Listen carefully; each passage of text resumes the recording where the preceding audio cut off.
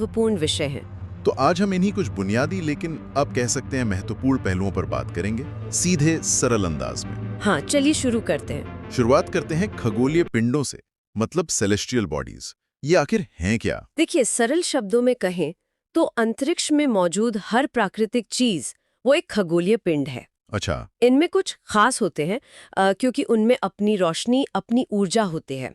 जैसे तारे, हाँ। इन्हें हम कहते हैं ल्यूमिनस। और फिर वो पिंड है जो दूसरों की रोशनी से, मतलब खासकर तारों की रोशनी से चमकते हैं। जैसे कि ग्रह या चंद्रमा। बिल्कुल, ग्रह, चंद्रमा, इन्हें नॉन ल्यूमिनस कहा जाता है। तो फिर हमारे सौर मंडल के सबसे महत्वपूर्ण ल्यूमिनस पिंड यानी सूर्य, उसी से शुरू करते हैं। हाँ, बिल्कुल सही। ये सिर्फ एक तारा ही नहीं, हमारे पूरी व्यवस्था का कहना चाहिए ऊर्जा स्रोत है। इसकी क्या खासियतें हैं जिन पर सवाल बन सकते हैं? हाँ, सूर्य हमारे सौर मंडल के केंद्र में है और इसका दबदबा ऐसा है कि पूरे सौर मंडल का लगभग 99%। 99%? हाँ, अकेले इसी में है। सोचिए जरा। गजब। इसमें मुख्य रूप से दो गैसें हैं, हाइड्रोजन करीब 73% अच्छा। और हीलियम करीब 25%। आकार में ये पृथ्वी से लगभग 109 गुना बड़ा है। 109 गुना? जी। और तापमान की बात करें, सतह पर करीब 5800 से 6000 डिग्री सेल्सियस। लेकिन केंद्र में वो तो 1.5 करोड़ डिग्री सेल्सियस से भी ज्यादा है। बाप रे। और इसकी सबसे बाहरी परत, उसे कोरोना कहते हैं। ये नाम तो आजकल काफी सुना है। हाँ बिल्कुल, ये आंकड़े तो चौंकाने वाले हैं। और एक चीज और, ये अक्सर पूछते हैं कि सूर्य की रोशनी पृथ्वी तक कितने समय में पहुंचती है? हाँ, ये महत्वपूर्ण है। लगभग 8 मिनट 30 सेकंड लगते हैं। 8 मिनट 30 सेकंड, ठीक है। और ये ऊर्जा आती कहाँ से है, ये सवाल भी बनता है। हाँ, कहाँ से? ये आती है नाभिकीय संलयन से, मतलब न्यूक्लियर फ्यूजन। Nuclear fusion? अच्छा। इसमें हाइड्रोजन के परमाणु वो बहुत ज्यादा दबाव और तापमान पर मिलकर हीलियम बनाते हैं। H+H से He बनता है। और इस प्रक्रिया में, मतलब भारी मात्रा में ऊर्जा निकलती है। वही ऊर्जा हम तक रोशनी और गर्मी बनकर पहुंचती है। कमाल है। सूर्य तो हो गया दिन का राजा, पर रात को आसमान पर जिसका सबसे ज्यादा असर दिखता है वो है चंद्रमा। हाँ, हमारा चांद। पृथ्वी का इकलौता प्राकृतिक उपग्रह। इसके बारे में क्या जानना जरूरी है? तो देखिए, चंद्रमा नॉन ल्यूमिनस है, जैसा हमने कहा। ये सूर्य की रोशनी को ही हम तक परावर्तित करता है, रिफ्लेक्ट करता है। हाँ, रिफ्लेक्ट करता है। पृथ्वी से इसकी औसत दूरी करीब 3,84,000 किलोमीटर है और इसकी रोशनी हम तक सिर्फ 1.28 सेकंड में। बस 1.28 सेकंड? हाँ, त्रिज्या पृथ्वी की करीब 1/4 है और गुरुत्वाकर्षण वो पृथ्वी का सिर्फ छठा हिस्सा है, 1/6। हाँ, सिर्फ 16।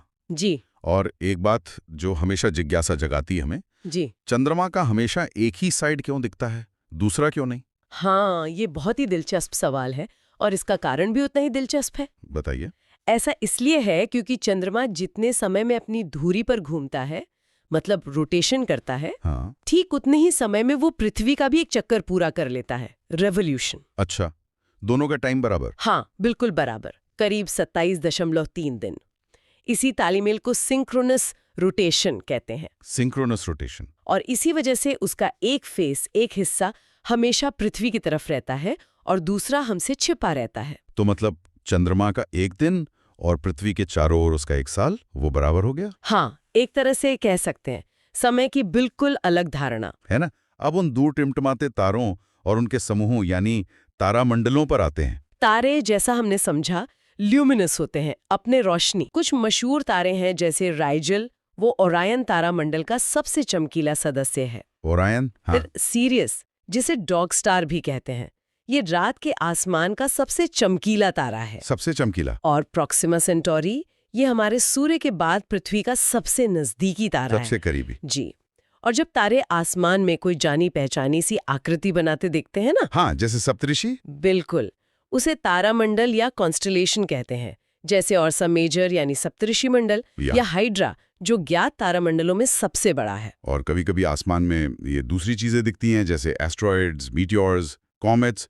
इनमें अक्सर लोग कंफ्यूज हो जाते हैं। हाँ, इनका अंतर समझना बहुत जरूरी है। तो क्या फर्क है?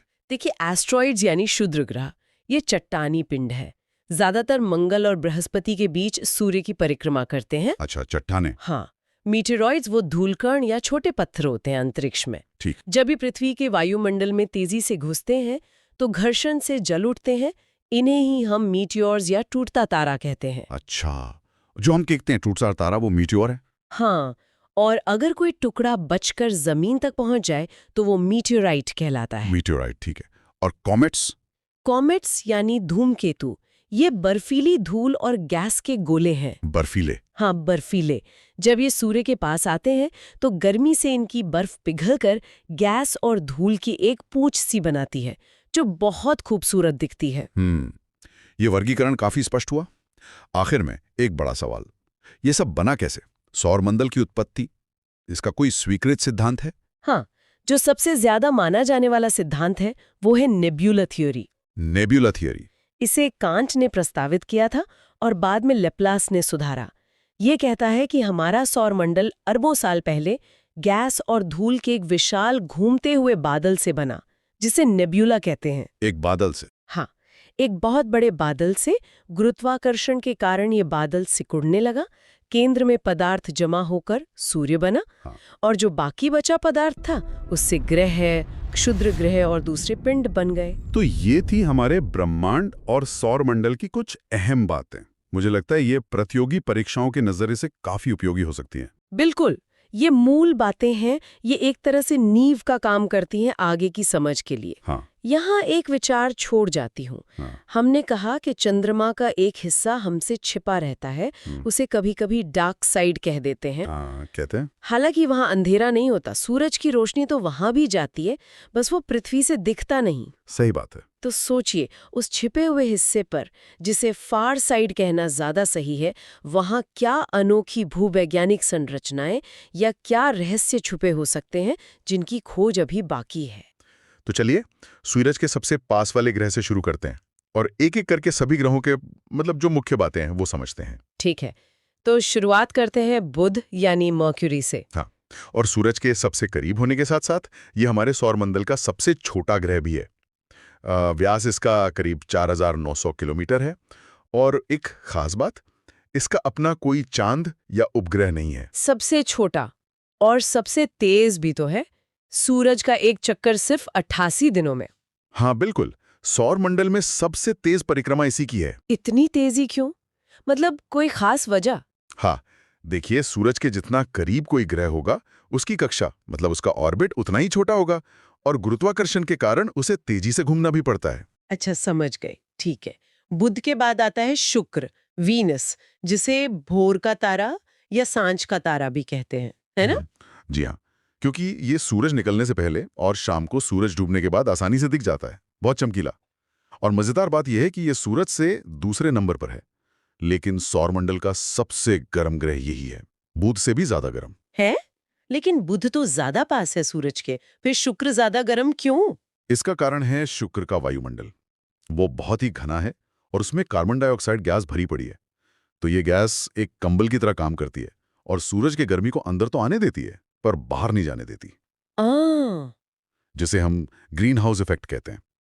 इसी वजह से ये भट्टी जैसा गर्म है। ओह अच्छा, ग्रीन हाउस इफेक्ट। और ये सबसे चमकीला भी है आपने कहा? हाँ, सबसे चमकीला। और बुध की तरह ही इसका भी कोई अपना उपग्रह नहीं है। और एक और बात इसके बारे में, इसे पृथ्वी की जुड़वा बहन भी कहते हैं, शायद आकार की वजह से। बिल्कुल सही, आकार और वजन में ये पृथ्वी से काफी मिलता जुलता है, इसीलिए इसे पृथ्वी की जुड़वा बहन कह देते हैं। एक और अनोखी बात है इसकी, ये अपनी धुरी पर ज्यादातर ग्रहों से उल्टी दिशा में घूमता है, मतलब पूरब से पश्चिम, क्लॉकवाइज। अच्छा, ये तो सच में अनोखी बात है। चलिए अब अपने घर पृथ्वी पर आते हैं। अर्थ, एकमात्र ग्रह जहां हम जानते हैं कि जीवन है। जी, हमारी पृथ्वी, इसका करीब 70% हिस्सा पानी से ढका हुआ है, इसीलिए अंतरिक्ष से देखने पर यह नीली दिखती है और इसे नीला ग्रह भी कहते हैं। हाँ, नीला ग्रह। और ये सौरमंडल का सबसे घना ग्रह भी है शायद? हाँ, सबसे ज्यादा घनत्व इसी का है, मतलब इसके पदार्थ काफी पास-पास हैं, ठोस हैं। और हमारा एक ही प्यारा सा प्राकृतिक उपग्रह है चंद्रमा। चंद्रमा, बिल्कुल। पृथ्वी के बाद अगला पड़ाव है मंगल ग्रह, मार्स, यानी लाल ग्रह। हाँ, इसका लाल रंग इसकी सतह पर मौजूद आयरन ऑक्साइड, एक तरह से कह सकते हैं लोहे पर लगी जंग, उसकी वजह से है। इसके 2 छोटे-छोटे उपग्रह हैं। हाँ, उनके नाम भी बड़े दिलचस्प हैं, फोबोस और डीमोस। बिल्कुल, फोबोस और डीमोस। और एक और खास बात, यहीं पर हमारे सौर मंडल का सबसे ऊंचा ज्ञात ज्वालामुखी और पर्वत है, ओलिम्पस मॉन्स। अरे वाह, ओलंपस मॉन्स। ये पृथ्वी के माउंट एवरेस्ट से भी कई गुना ऊंचा है ना? जी हाँ, काफी ऊंचा है। और देखिए, ये जानना भी जरूरी है कि मंगल और अगले ग्रह बृहस्पति के बीच में लाखों छोटे बड़े चट्टानी टुकड़े सूरज का चक्कर लगा रहे हैं। अच्छा, वो क्या है? उन्हें एक क्षुद्र ग्रह पट्टी या एस्ट्रॉइड बेल्ट कहते हैं। ऐसा मानते हैं कि शायद ये किसी ग्रह के बनने से रह गए टुकड़े हैं, या कोई बना हुआ ग्रह टूट गया हो। ओह, एस्ट्रॉइड बेल्ट।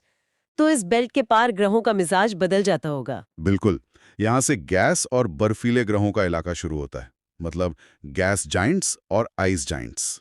सबसे पहले आता है बृहस्पति, जुपिटर, हमारे सौर मंडल का राजा, सबसे बड़ा ग्रह। सबसे बड़ा। और सुना है ये अपनी धुरी पर बहुत तेजी से घूमता है, मतलब दिन बहुत छोटा होता है वहाँ। सबसे तेज, सोचिए, इतना विशाल ग्रह और अपना एक चक्कर सिर्फ करीब 10 घंटे में पूरा कर लेता है। हाँ, पृथ्वी पर 24 घंटे लगते हैं। सिर्फ 10 घंटे? कमाल है।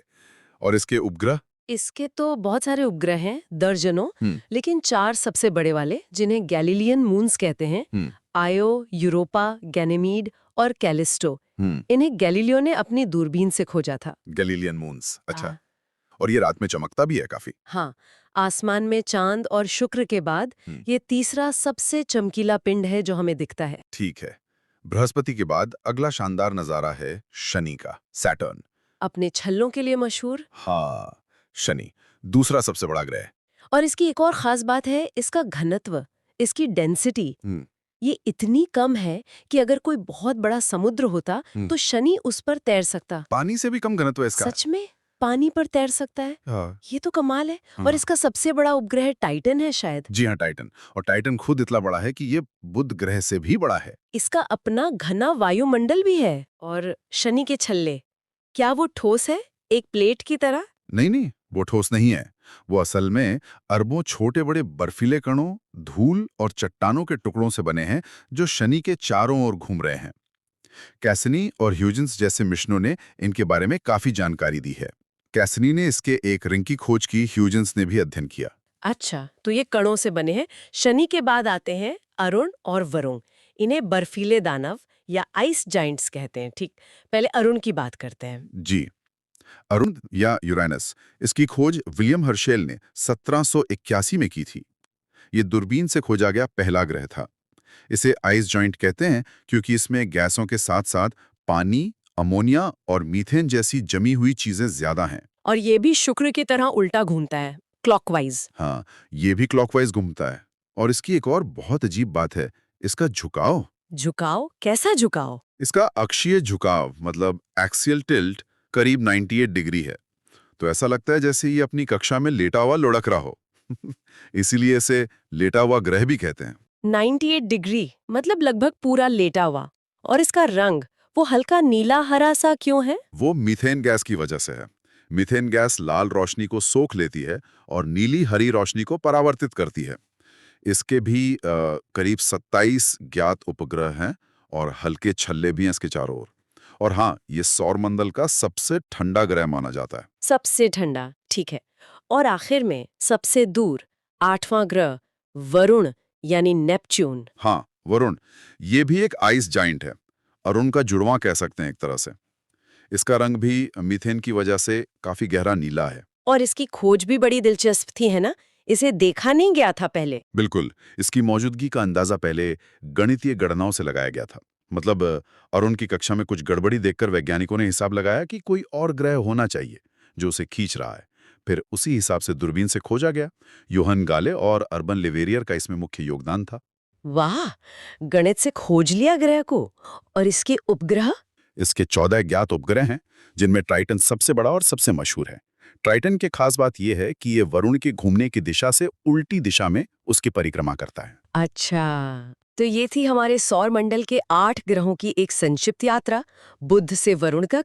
हर ग्रह की अपनी अलग कहानी, अपनी अलग पहचान। बिल्कुल, और ये क्रम मतलब सूरज से दूरी का क्रम और हर ग्रह की मुख्य विशेषताएं, जैसे सबसे छोटा, सबसे गर्म, लाल ग्रह, छल्लों वाला ग्रह, लेटा हुआ ग्रह, ये सब याद रखना परीक्षाओं के लिहाज से काफी उपयोगी हो सकता है। हाँ, ये तो है। ये जानना कि हमारा ब्रह्मांड कितना विशाल और विविध है, हमेशा ही कितना रोमांचक होता है। सच में, और ये सोचने पर भी मजबूर करता है कि इन सब का निर्माण कैसे हुआ होगा, क्यों इनकी विशेषताएं इतनी अलग हैं। बहुत सारे सवाल हैं अभी भी। बिल्कुल। ये हमारे अपने ग्रह को बेहतर समझने में भी मदद करेगा। हाँ, बिल्कुल। पृथ्वी सिर्फ अंतरिक्ष में गोला नहीं है, इसमें कई अनोखी बातें हैं।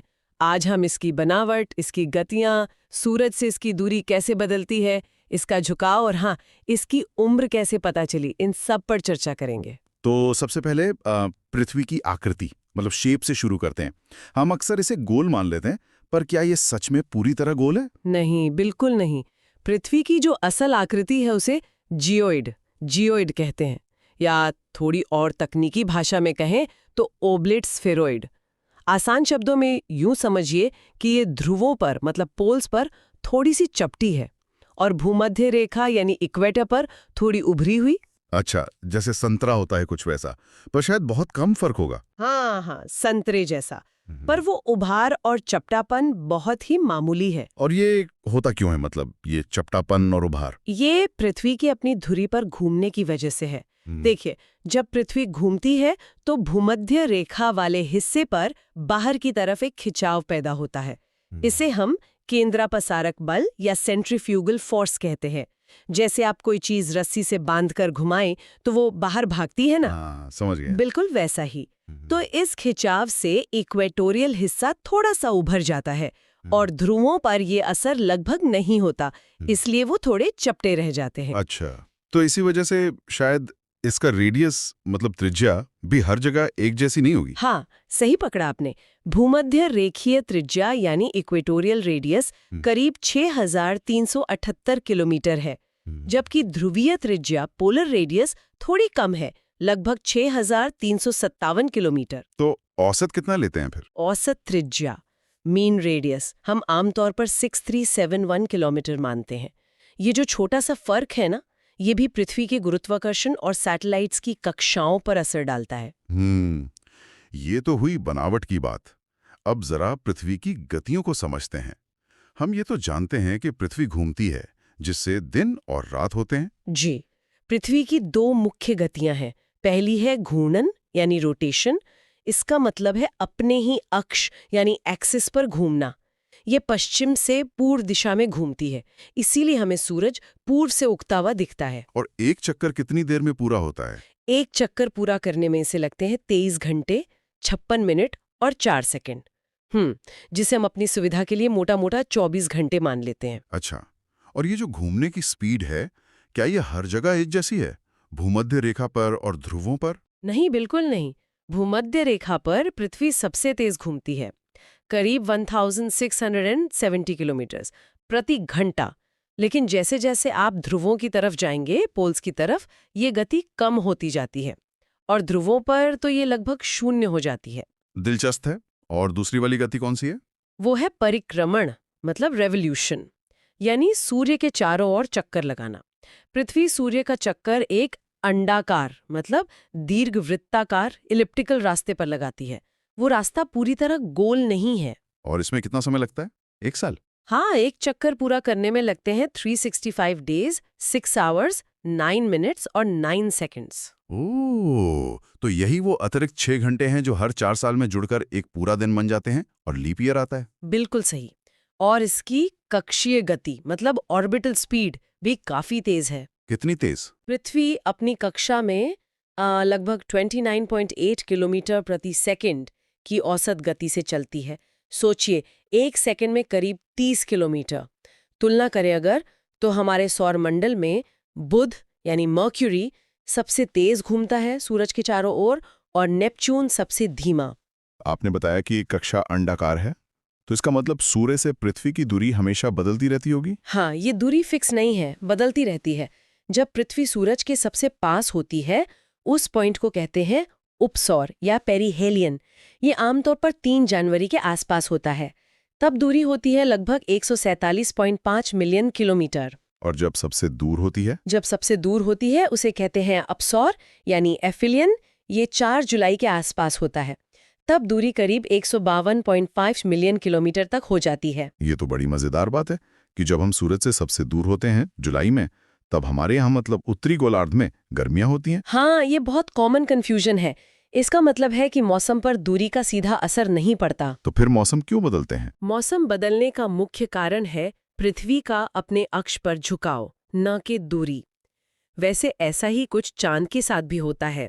जब चांद पृथ्वी के सबसे करीब होता है उसे उपभू कहते हैं, और जब सबसे दूर तो अपभू। अच्छा।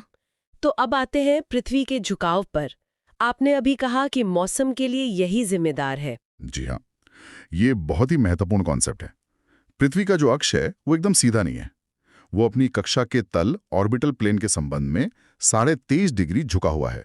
इसे कहते हैं अक्षीय झुकाव या एक्सियल टिल्ट। और इसी से मौसम बदलते हैं? हाँ, इसी झुकाव की वजह से साल के अलग अलग समय पर सूर्य की किरणें पृथ्वी के अलग अलग हिस्सों पर ज्यादा सीधी पड़ती हैं। कभी उत्तरी गोलार्ध सूरज की तरफ झुका होता है तो वहां गर्मी, कभी दक्षिणी गोलार्ध, इसी से मौसम बदलते हैं। एक और झुकाव होता है ऑर्बिटल टिल्ट, कक्षीय झुकाव। वो क्या है? वो 66.5 डिग्री है। ये पृथ्वी के अक्ष और उसकी कक्षा के तल के बीच का कोण है। मतलब 90 डिग्रीज में से 23.5 घटा दें तो 66.5 डिग्री बचता है। समझ गया। पृथ्वी को समझने के लिए इसे कुछ काल्पनिक रेखाओं से बांटा भी तो जाता है ना, गोलार्ध वगैरह। हाँ बिल्कुल। अध्ययन की सुविधा के लिए अगर हम क्षैतिज रूप से देखें, हॉरिजॉन्टली, तो 0 डिग्री अक्षांश रेखा है भूमध्य रेखा, यानी इक्वेटर। ये पृथ्वी को 2 हिस्सों में बांटती है, उत्तरी गोलार्ध यानी नॉर्दर्न हेमिस्फेयर और दक्षिणी गोलार्ध यानी सदर्न हेमिस्फेयर। और वर्टिकली? और अगर लंबवत यानी वर्टिकली देखें तो 0 डिग्री देशांतर रेखा है, प्रधान मध्याह्न रेखा, जिसे प्राइम मेरिडियन कहते हैं। ये पृथ्वी को पूर्वी गोलार्ध ईस्टर्न हेमिस्फेयर और पश्चिमी गोलार्ध वेस्टर्न हेमिस्फेयर में बांटती है। ठीक है। अब एक आखिरी और बहुत बड़ा सवाल। वैज्ञानिकों ने ये कैसे पता लगाया कि पृथ्वी कितनी पुरानी है? मतलब ये अरबों साल पुरानी है, ये कैसे जाना? इसका पता लगाने के लिए एक खास तकनीक इस्तेमाल होती है, जिसे रेडियोधर्मी डेटिंग या रेडियो एक्टिव डेटिंग कहते हैं। इसका आइडिया अर्नस्ट रदरफोर्ड ने 1845 के आसपास दिया था। ये तकनीक इस बात पे आधारित है कि चट्टानों में कुछ रेडियोधर्मी तत्व होते हैं जो समय के साथ एक स्थिर दर से खत्म होते जाते हैं, मतलब उनका क्षय होता है। अच्छा, तो उनके क्षय की दर को मापकर उम्र का अंदाजा लगाते हैं? हाँ बिल्कुल। हम देखते हैं कि कितना मूल तत्व बचा है और कितना क्षय होकर दूसरा तत्व बन गया है। इससे पता चल जाता है कि वो चट्टान कितनी पुरानी है। इसमें कौन कौन सी विधियां मुख्य हैं? देखिए, जो बहुत पुरानी चट्टानें हैं उनकी उम्र पता करने के लिए यूरेनियम लेड डेटिंग सबसे भरोसेमंद मानी जाती है। इसके अलावा पोटेशियम आर्गन और रुबीडियम स्ट्रोंटियम विधियां भी काफी इस्तेमाल होती हैं। और जो नई चीजें हैं, जैसे हजारों साल पुरानी? हाँ, जो हाल की चीजें हैं, जैसे कुछ 1000 साल पुराने जीवाश्म या चट्टानें, उनके लिए कार्बन 14 डेटिंग, जिसे रेडियो कार्बन डेटिंग भी कहते हैं, वो इस्तेमाल होती है। और क्लोरीन 36 जैसी कुछ और तकनीकें भी हैं। इन्हीं सब तरीकों से वैज्ञानिकों ने अनुमान लगाया है कि पृथ्वी की उम्र लगभग 4.5 अरब साल है। वाह! तो ये सारी बातें, पृथ्वी की ये थोड़ी चपटी उभरी बनावट, इसकी 2 तरह की गतियां, सूरज से बदलती दूरी, इसका वो 30-30.5 डिग्री का झुकाव और ये विभाजन, ये सब मिलकर ही हमारे ग्रह को वैसा बनाते हैं जैसा वो है। निश्चित रूप से। और ये सिर्फ परीक्षा में लिखने के लिए तथ्य नहीं है। ये वो चीजें हैं जो पृथ्वी के पूरे पर्यावरण को, यहाँ के जीवन को, हर चीज को कंट्रोल करती हैं। सच में, कभी इस पर सोचिएगा जरूर। पृथ्वी की ये जो एकदम सटीक मापें हैं, गतियां हैं, इनका हमारे रोजमर्रा के जीवन पर और हमारे आसपास के पर्यावरण पर कितना गहरा, कितना जटिल असर पड़ता है। अक्षांश, देशांतर, फिर वो ग्रहण और सॉल्स्टिस इक्विनॉक्स, सीधे इन्हीं पर बात करते हैं, देखते हैं ये हैं क्या और क्यों इतने महत्वपूर्ण हैं। बिल्कुल।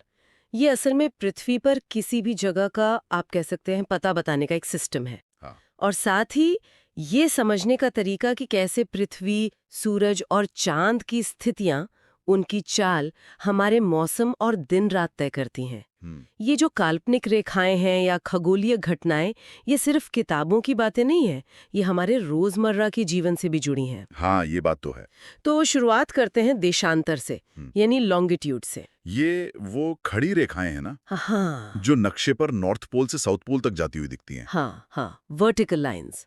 इनमें सबसे खास है वो 0 डिग्री वाली रेखा, जी जिसे हम प्राइम मेरिडियन कहते हैं। जी। और ये लंदन के पास एक जगह है ग्रीनिच, वहां से होकर गुजरती है। अच्छा, और यहीं से दुनिया का मानक समय यानी स्टैंडर्ड टाइम तय होता है, राइट? जी हाँ, बिल्कुल। कुल मिलाकर 360 देशांतर रेखाएं हैं पूरी पृथ्वी के चारों तरफ। और एक दिलचस्प बात यह है कि इन रेखाओं के बीच की दूरी वो भूमध्य रेखा यानी इक्वेटर पर सबसे ज्यादा होती है, करीब 111.3 किलोमीटर। अच्छा, हाँ, लेकिन जैसे जैसे आप ध्रुवों मतलब पोल्स की तरफ बढ़ते हैं, ये दूरी कम होती जाती है और पोल्स पर पहुंचकर तो एकदम शून्य हो जाती है, क्योंकि सारी रेखाएं वहीं पर मिल जाती है। ओके, ये पॉइंट तो जरूरी है।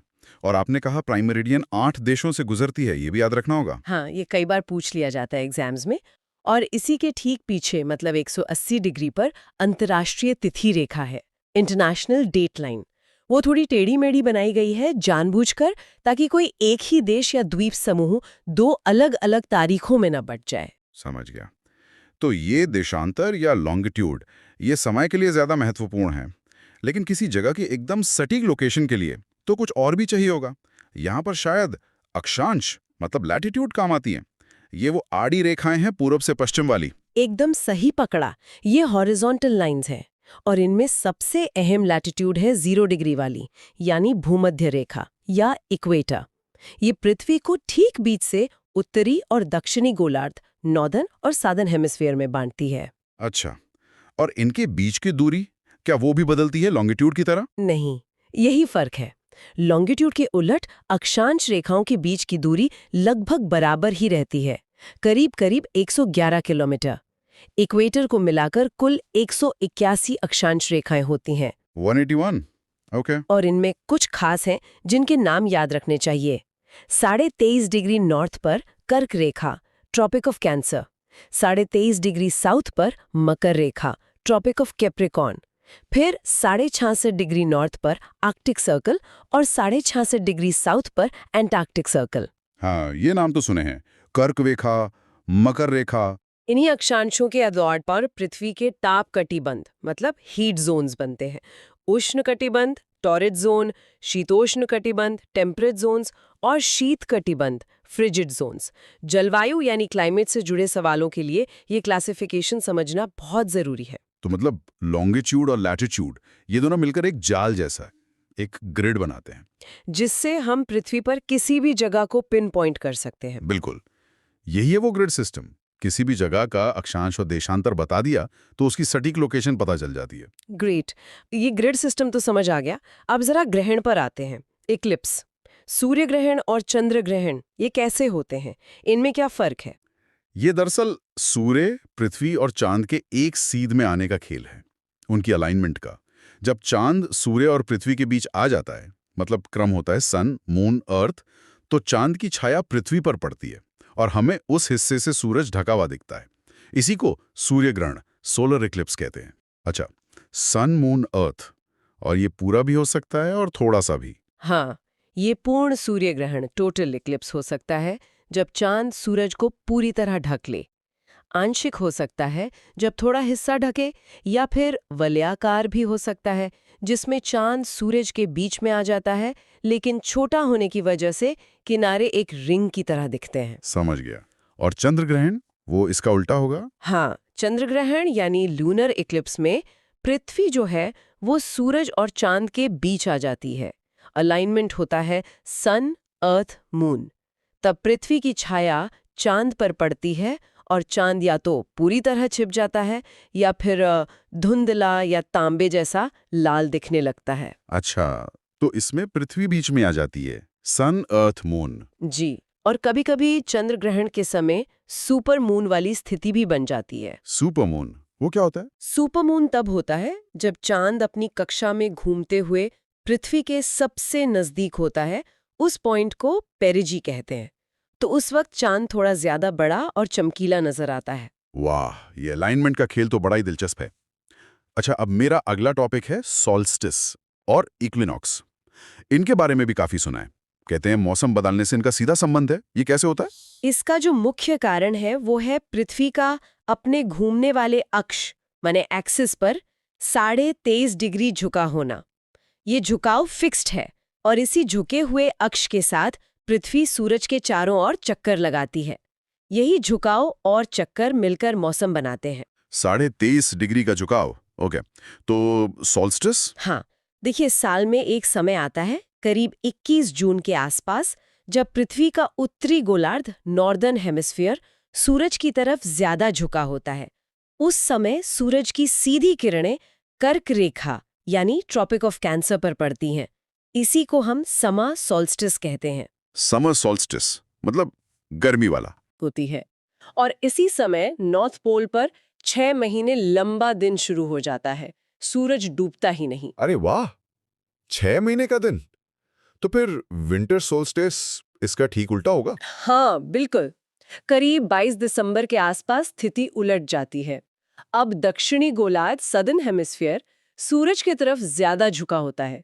सूरज की सीधी किरणें मकर रेखा ट्रॉपिक ऑफ कैप्रिकॉर्न पर पड़ती हैं। ये उत्तरी गोलार्ध के लिए विंटर सोल्स्टिस है। मतलब हमारे यहाँ सर्दी वाला?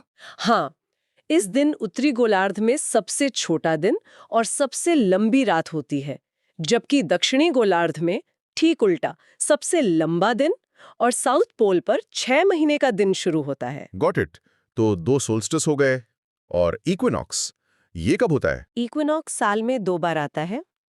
एक बार लगभग 21 मार्च को, जिसे वर्नल इक्विनॉक्स कहते हैं, और दूसरी बार लगभग 23 सितंबर को, जिसे ऑटमनल इक्विनॉक्स कहते हैं। इन दोनों दिनों पर पृथ्वी का झुकाव न तो सूरज की तरफ होता है न ही उससे दूर, मतलब वो साइड ऑन होता है एक तरह से। नतीजा ये होता है कि सूरज की किरणें सीधे भूमध्य रेखा यानी इक्वेटर पर पड़ती हैं। अच्छा, सीधे इक्वेटर पर। तो इसका असर क्या होता है? इसका असर ये होता है कि पूरी पृथ्वी पर हर जगह दिन और रात की लंबाई लगभग बराबर हो जाती है, करीब 12-12 घंटे की। इक्विनॉक्स शब्द का मतलब ही होता है इक्वल नाइट। कमाल है। तो मतलब सॉल्स्टिस में दिन रात सबसे छोटे बड़े होते हैं और इक्विनॉक्स पर बराबर। बिल्कुल सही। तो अगर हम संक्षेप में देखें तो अक्षांश और देशांतर पृथ्वी पर लोकेशन का ग्रिड बनाते हैं। ग्रहण जो हैं वो सूरज, पृथ्वी और चांद की अलाइनमेंट का नतीजा है, और सॉल्स्टिस व इक्विनॉक्स पृथ्वी के झुकाव और सूरज के चक्कर लगाने से जुड़े मौसम के इंडिकेटर्स हैं। हाँ, और ये सभी कॉन्सेप्ट्स आपस में बहुत गहरे जुड़े हुए हैं। इनको समझना बहुत जरूरी है। जैसे देशांतर से टाइम जोन्स तय होते हैं, अक्षांश से क्लाइमेट जोन्स का अंदाजा लगता है, और सॉल्स्टिस इक्विनॉक्स मौसम और दिन रात की लंबाई तय करते हैं। ये सोचना ही काफी दिलचस्प है कि जो भी हम सतह पर देखते हैं, मतलब चाहे वो ऊंचे ऊंचे पहाड़ हों या फिर अचानक आने वाले भूकंप, उन सब का सीधा कनेक्शन पृथ्वी के अंदर क्या चल रहा है उससे है। हाँ बिल्कुल। और सबसे खास बात यह है कि हम सीधे अंदर झांक तो सकते नहीं है, इसीलिए वैज्ञानिकों को आप कह सकते हैं अप्रत्यक्ष तरीकों का सहारा लेना पड़ता है। अप्रत्यक्ष तरीके जैसे कि अंदर का तापमान कैसा है, दबाव कितना है, घनत्व मतलब डेंसिटी कैसी है।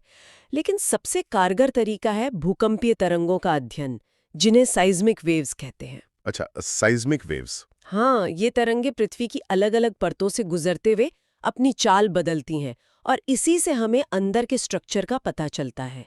हाँ, कभी कभी ज्वालामुखी विस्फोट से जो लावा निकलता है वो भी एक डायरेक्ट सोर्स है, उससे भी थोड़ी मदद मिल जाती है। और ये समझना इसलिए जरूरी है ताकि हम जान सकें कि हमारी पृथ्वी एक प्लैनेट के तौर पर कैसे काम करती है। सही कहा। तो चलिए शुरुआत करते हैं पृथ्वी की परतों से, मतलब बेसिक स्ट्रक्चर क्या है? मोटे तौर पर पृथ्वी की 3 मुख्य परतें हैं। सबसे बाहर वाली, जिस पर हम रहते हैं, वो है क्रस्ट यानी भूपरपटी। ये काफी पतली है। हाँ। उसके नीचे है मैंटल, जो काफी मोटा हिस्सा है, और एकदम केंद्र में सेंटर में है कोर यानी क्रोड। ओके, क्रस्ट, मैंटल और कोर। और ये जो क्रस्ट है, क्या ये हर जगह एक जैसी है? नहीं नहीं, क्रस्ट भी 2 तरह की है। जहां महाद्वीप है मतलब जमीन है, वहां ये मोटी होती है, इसे कॉन्टिनेंटल क्रस्ट कहते हैं, और इसमें सिलिका और एल्यूमिनियम ज्यादा होता है। अच्छा, सिलिका और एल्यूमिनियम। सियाल, वो सियाल वाला कॉन्सेप्ट? बिल्कुल, सियाल।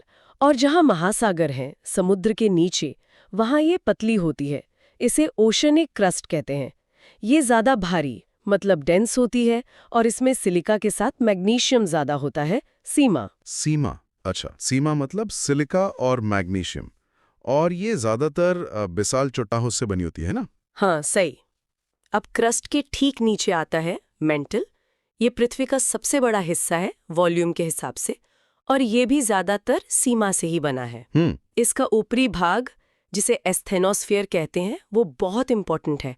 वो पूरी तरह ठोस नहीं है, बल्कि एक तरह से अर्ध पिघली सेमी मोल्टन अवस्था में है, जैसे बहुत गाढ़ा शहद या तारकोल समझ लीजिए। अच्छा, मतलब प्लास्टिक जैसा। हाँ, कुछ वैसा ही।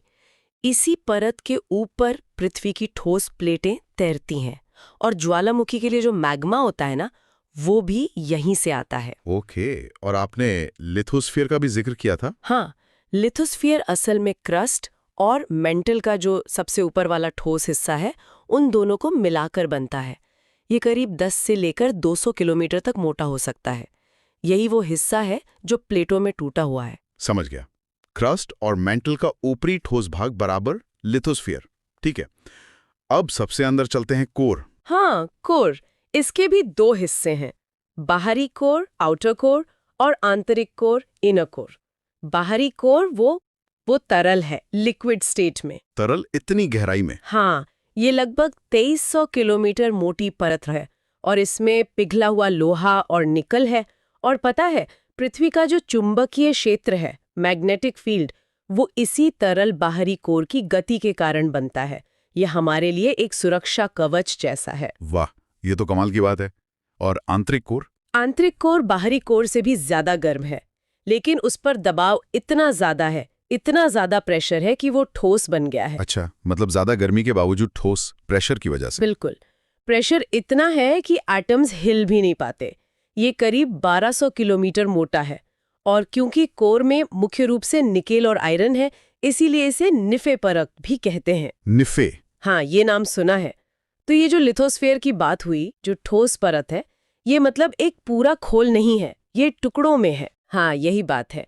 ये लिथोस्फीयर कई विशाल कठोर चट्टानी टुकड़ों में टूटा हुआ है, जिन्हें हम टेक्टोनिक प्लेट्स कहते हैं। Tectonic plates? हाँ, और ये प्लेटें नीचे की उस गाढ़ी सेमी मोल्टन एस्थेनोस्फीयर परत पर बहुत धीरे धीरे तैर रही हैं, या कहिए खिसक रही हैं। कितना धीरे?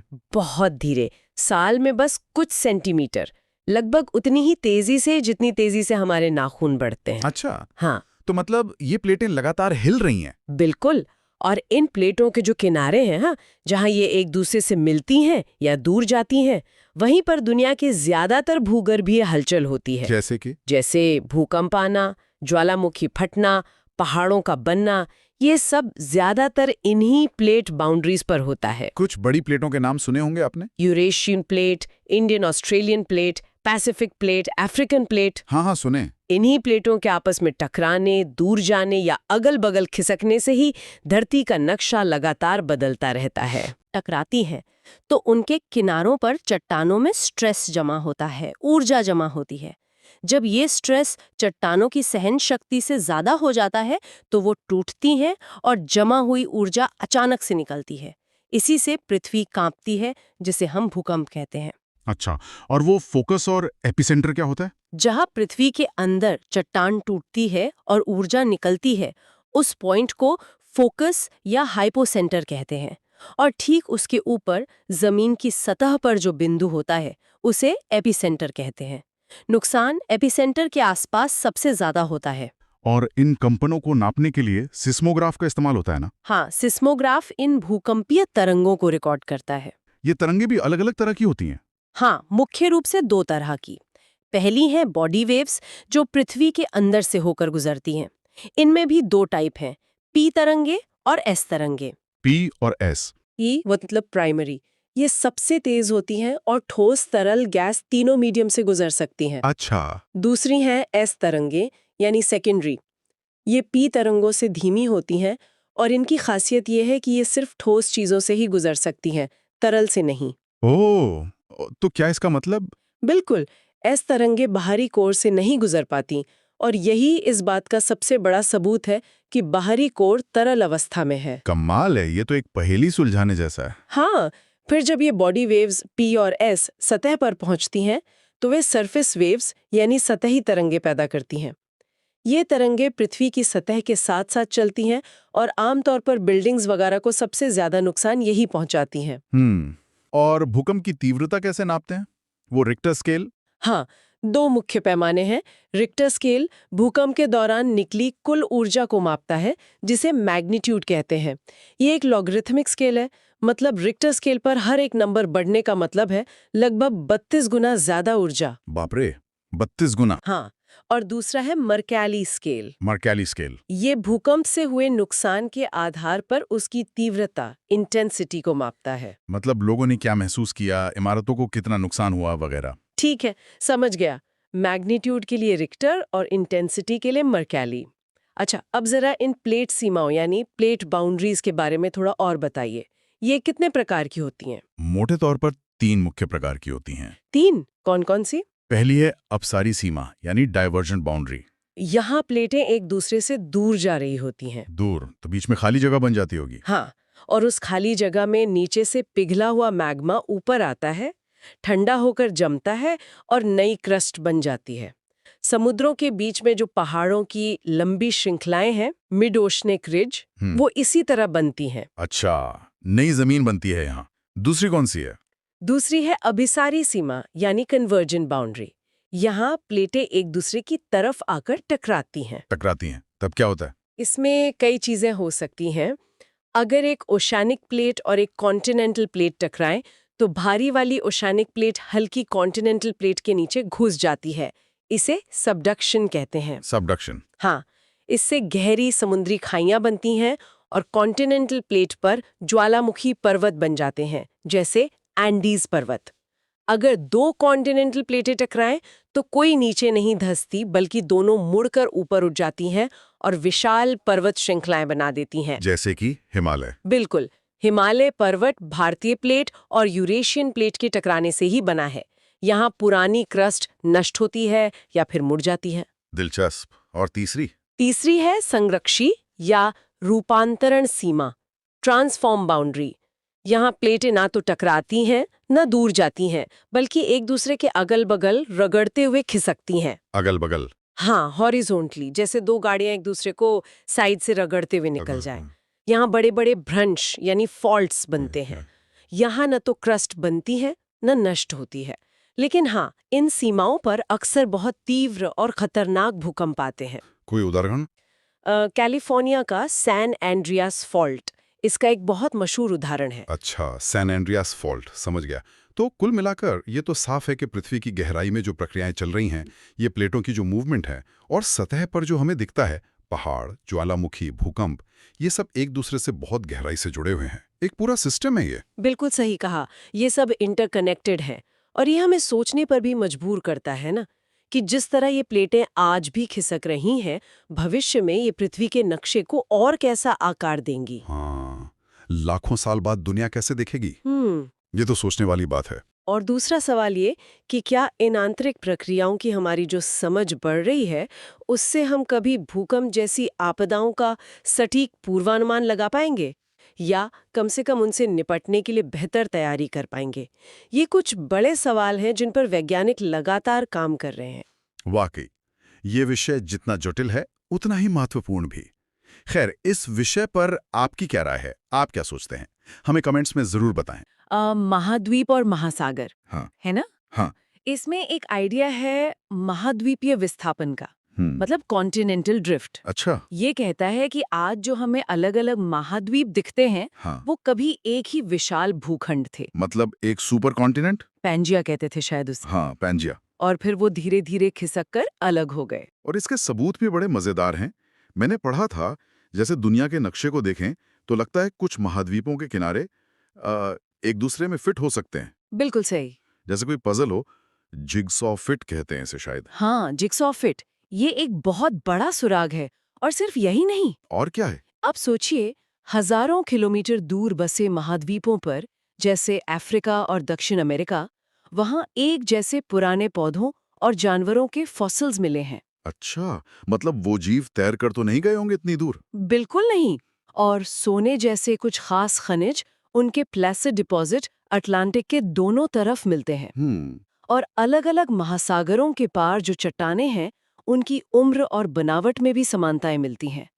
ये सब उसी विस्थापन की तरफ इशारा करते हैं। अच्छा, तो इसे थोड़ा और समझते हैं। ये महाद्वीप खिसकते क्यों हैं? आखिर इतनी बड़ी-बड़ी जमीन हिलती कैसे है? देखिए, इसका मुख्य कारण है पृथ्वी के मैंटल में, मतलब सतह के नीचे जो एक मोटी, गर्म पिघली चट्टानों की परत है ना, हाँ, मेंटल। उसमें चलती हैं संवहन धाराएं, मतलब कन्वेक्शन करंट्स। जैसे पानी उबलता है बर्तन में, गरम ऊपर ठंडा नीचे। हाँ, कुछ वैसा ही, पर बहुत बहुत धीमी गति से। और यही धाराएं ऊपर तैर रही टेक्टोनिक प्लेटों को धीरे धीरे खिसकाती हैं। और इन्हीं प्लेटों पर हमारे महाद्वीप टिके हुए हैं। एग्जैक्टली। तो इसी से जुड़ी है वो सी फ्लोर स्प्रेडिंग वाली बात, मतलब समुद्र का तल फैलना। हाँ, बिल्कुल। मैंने मध्य महासागरीय कटकों के बारे में पढ़ा है, मिड ओशियानिक रिज। ये समुद्र के नीचे पहाड़ जैसे होते हैं। सही। ये वो जगह हैं जहां दो प्लेटें एक दूसरे से दूर जा रही होती हैं। अच्छा। नीचे से गर्म मैग्मा ऊपर आता है, ठंडा होकर नई समुद्री परत, मतलब नया सी फ्लोर बनाता है। तो इसीलिए इन कटकों के पास की चट्टानें सबसे नई होंगी। बिल्कुल। और जैसे जैसे हम कटक से दूर जाएंगे, चट्टानें पुरानी होती जाएंगी। और वो जो महासागरीय गर्त हैं, ट्रेंचेस, वो सबसे गहरे हिस्से। हाँ, वो वहां बनते हैं जहां पुरानी ठंडी समुद्री परत वापस मैंटल में धंस रही होती है। सबडक्शन होता है वहां। तो ये प्लेटों का खिसकना, टकराना, दूर जाना, यहीं से ज्वालामुखी की कहानी भी जुड़ती होगी फिर। बिल्कुल। ज्वालामुखी दरअसल पृथ्वी की सतह पर वो दरारें या छेद हैं जहां से पिघली हुई चट्टान, मतलब मैग्मा, गैसें और राख बाहर निकलते हैं। और ये अक्सर वहीं पाए जाते हैं जहां टेक्टोनिक प्लेटें मिल रही हों। जैसे सबडक्शन जोन में। हाँ, जहां एक प्लेट दूसरे के नीचे जा रही हो या फिर जहां प्लेटें अलग हो रही हो। जैसे वो मिड ओशियनिक रिज पर। सही कहा। इनके अलग-अलग प्रकार भी होते हैं, काल्डेरा, सिंडर कोन वगैरह। हाँ, होते हैं। मुख्य रूप से विस्फोट के तरीके और बनने वाली शेप के आधार पर। जैसे काल्डेरा जो है, वो बहुत बड़े विस्फोटक उद्गार के बाद बने विशाल गड्ढे होते हैं। अच्छा। सिंडर कोन थोड़े छोटे कोन जैसे पहाड़ होते हैं जो राख और सिंडर के जमा होने से बनते हैं। और वो मिश्रित वाले कंपोजिट। हाँ, कॉम्पोजिट या स्ट्रैटोवोल्केनो, ये परत दर परत लावा और राख के जमने से बनते हैं। काफी बड़े और ढलान वाले होते हैं, जैसे जापान का माउंट फूजी एक क्लासिक उदाहरण है। समझ गया। अच्छा, अब जरा चट्टानों पे आते हैं। ये तो जैसे पृथ्वी के इतिहास की डायरी हैं। 3 तरह की होती है ना मेनली, आग्नेय, अवसादी और कायांतरित। सही पहचाना। इग्नेस, सेडिमेंट्री और मेटामॉर्फिक। और सबसे मजेदार बात यह है कि ये तीनों आपस में बदलती रहती हैं। चट्टान चक्र, रॉक साइकिल। बिल्कुल। सोचिए, कोई भी चट्टान अगर वो बहुत ज्यादा तापमान पर पिघल जाए तो क्या बनेगी? मैग्मा। हाँ, और जब ये मैग्मा ठंडा होकर जमता है तो बनती है आग्नेय यानी इग्नेस चट्टान। जैसे ग्रेनाइट और बेसॉल्ट। ग्रेनाइट शायद तब बनता है जब मैग्मा धरती के अंदर धीरे धीरे ठंडा होता है। एकदम सही, वो इंट्रूसिव कहलाता है। और बेसॉल्ट तब जब लावा सतह पर आकर जल्दी ठंडा हो जाता है, वो एक्सट्रूसिव। ठीक है। फिर मौसम की मार पड़ती है, हवा, पानी, बर्फ, तो ये आग्नेय चट्टान या कोई भी चट्टान टूटती फूटती है। छोटे छोटे कण बन जाते हैं, सेडिमेंट्स। हाँ, अवसाद। ये कण फिर हवा या पानी से बहकर कहीं जमा होते हैं, परत दर परत। और फिर दबाव पड़ता होगा। बिल्कुल। दबाव पड़ने पर ये कण आपस में जुड़ जाते हैं, सीमेंट हो जाते हैं एक तरह से।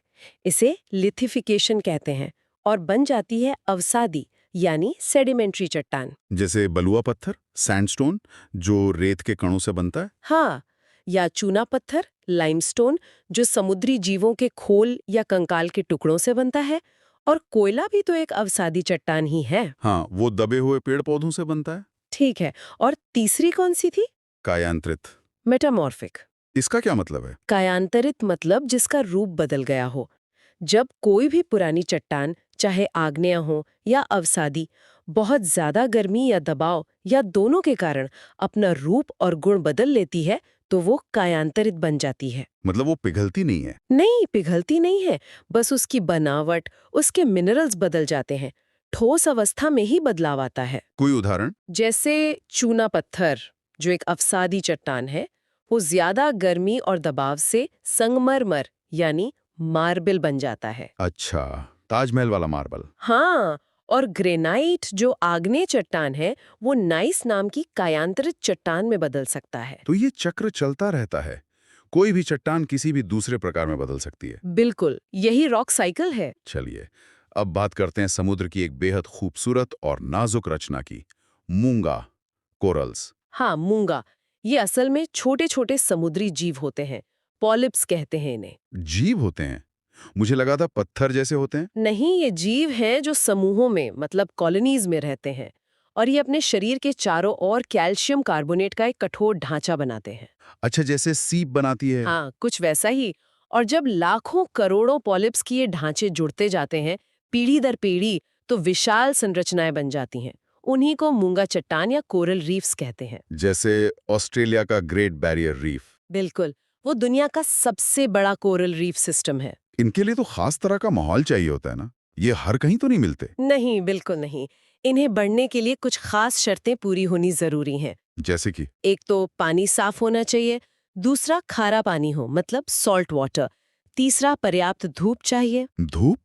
पानी के अंदर? हाँ, क्योंकि इनके साथ शैवाल रहते हैं जिन्हें फोटोसिंथेसिस के लिए धूप चाहिए, इसलिए ज्यादातर उथले पानी में मतलब शैलो वाटर में मिलते हैं। अच्छा, और सबसे जरूरी पानी का तापमान।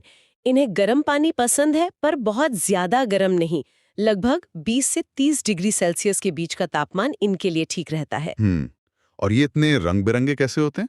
लाल, हरे, नीले? वो रंग इनका अपना नहीं होता। इनके टिश्यूज में मतलब ऊतकों में ज़ूक्सेंथेली नाम के बहुत छोटे छोटे शैवाल रहते हैं। अच्छा, शैवाल। हाँ, और ये एक सिम्बायोटिक रिश्ता है, मतलब सहजीवन।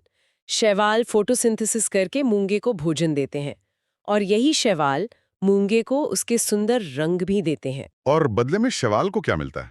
मूंगे से उन्हें रहने की सुरक्षित जगह और फोटोसिंथेसिस के लिए जरूरी पोषक तत्व मिलते हैं। कमाल का रिश्ता है। लेकिन हमने प्रवाल विरंजन यानी कोरल ब्लीचिंग के बारे में भी काफी सुना है, वो क्या होता है? हाँ, ये एक बड़ी समस्या है आजकल। जब समुद्री पानी का तापमान सामान्य से ज्यादा बढ़ जाता है, जैसे क्लाइमेट चेंज की वजह से हो रहा है, हाँ। तो मूंगा तनाव में आ जाता है, स्ट्रेस में। और इस तनाव की वजह से वो अपने अंदर रहने वाले ज़ूक्सेंथेली शैवाल को बाहर निकाल देता है। ओहो, मतलब अपने रंग और भोजन के स्रोत को ही बाहर कर देता है। हाँ, और उन रंगीन शैवालों के बिना मूंगे का अपना सफेद कैल्शियम कार्बोनेट का कंकाल दिखने लगता है, इसीलिए वो सफेद हो जाते हैं। इसी को कोरल ब्लीचिंग कहते हैं। क्या ये हमेशा के लिए मर जाते हैं फिर? जरूरी नहीं। अगर पानी का तापमान जल्दी ही वापस नॉर्मल हो जाए तो शैवाल लौट सकते हैं और मूंगा बच सकता है। लेकिन अगर ब्लीचिंग ज्यादा समय तक रहे या तापमान बहुत ज्यादा बढ़ जाए तो मूंगे मर भी सकते हैं। ये तो चिंता की बात है। तो मतलब इन सब बातों को अगर जोड़ें, महाद्वीपों का खिसकना, चट्टानों का बदलना, ज्वालामुखी का फटना और यहाँ तक कि इन नाजुक मूंगों का जीवन, पृथ्वी की ये सारी प्रणालियां एक दूसरे से कितनी गहराई से जुड़ी हुई हैं। बिल्कुल, सब इंटरकनेक्टेड है। और यहीं एक महत्वपूर्ण सवाल उठता है कि पृथ्वी पर ये प्राकृतिक बदलाव तो हमेशा से होते रहे हैं, लेकिन अब जो मानवीय गतिविधियां हैं, खासकर जलवायु परिवर्तन, हाँ, बढ़ता हुआ तापमान, उसके कारण इन प्राकृतिक व्यवस्थाओं पर कैसा और कितना गहरा असर पड़ रहा है। खासकर मूंगा चट्टानों जैसे जो बहुत संवेदनशील इकोसिस्टम है, उनके भविष्य के लिए इसके क्या मायने हैं? ये सोचने वाली बात है। इस बारे में आपकी क्या राय है? पृथ्वी की इन प्रक्रियाओं और मानवीय दखल का हमारे भविष्य पर क्या असर होगा? वायुमंडल, देखिए, असल में कई गैसों, जलवाष्प और हाँ, धूल कणों का एक जटिल मिश्रण है। और इसकी अलग अलग परतों को समझना इसलिए जरूरी है क्योंकि हमारा मौसम, हमारा कम्युनिकेशन, सब कुछ इसी पर तो टिका है। तो चलिए एक एक करके परत दर परत इसकी खासियतों को देखते हैं। हाँ, शुरू करते हैं सबसे नीचे वाली परत से, जहां हम सब हैं, शोभमंडल यानी ट्रोपोस्फियर। सारा मौसम यही बनता है ना? एकदम सही कहा। यह पृथ्वी की सतह से लगी हुई परत है। ध्रुवों पर देखें तो करीब 8 किलोमीटर और भूमध्य रेखा पर थोड़ा ज्यादा, लगभग 18 किलोमीटर ऊंचाई तक। वायुमंडल का ज्यादातर भार मतलब करीब 75% और लगभग सारी जलवाष्प और धूल कण वो सब इसी परत में है। और हाँ, जैसा आपने कहा, मौसम की सारी हलचल, बादल, बारिश, कोहरा, ओले गिरना, सब यहीं होता है। एक और खास बात है इसमें, जैसे जैसे आप ऊपर जाते हैं तापमान कम होता जाता है। ओ हाँ, वो नॉर्मल लैप्स रेट जिसे कहते हैं। हाँ बिल्कुल, सामान्य हरास दर ये करीब 6.5 डिग्री सेल्सियस प्रति किलोमीटर की गिरावट होती है। अच्छा, तभी पहाड़ों पर ऊपर जाते हुए ठंड बढ़ जाती है। ठीक है, तो क्षोभ मंडल के ठीक ऊपर फिर कौन सी परत है? समताप मंडल, स्ट्रेटोस्फीयर।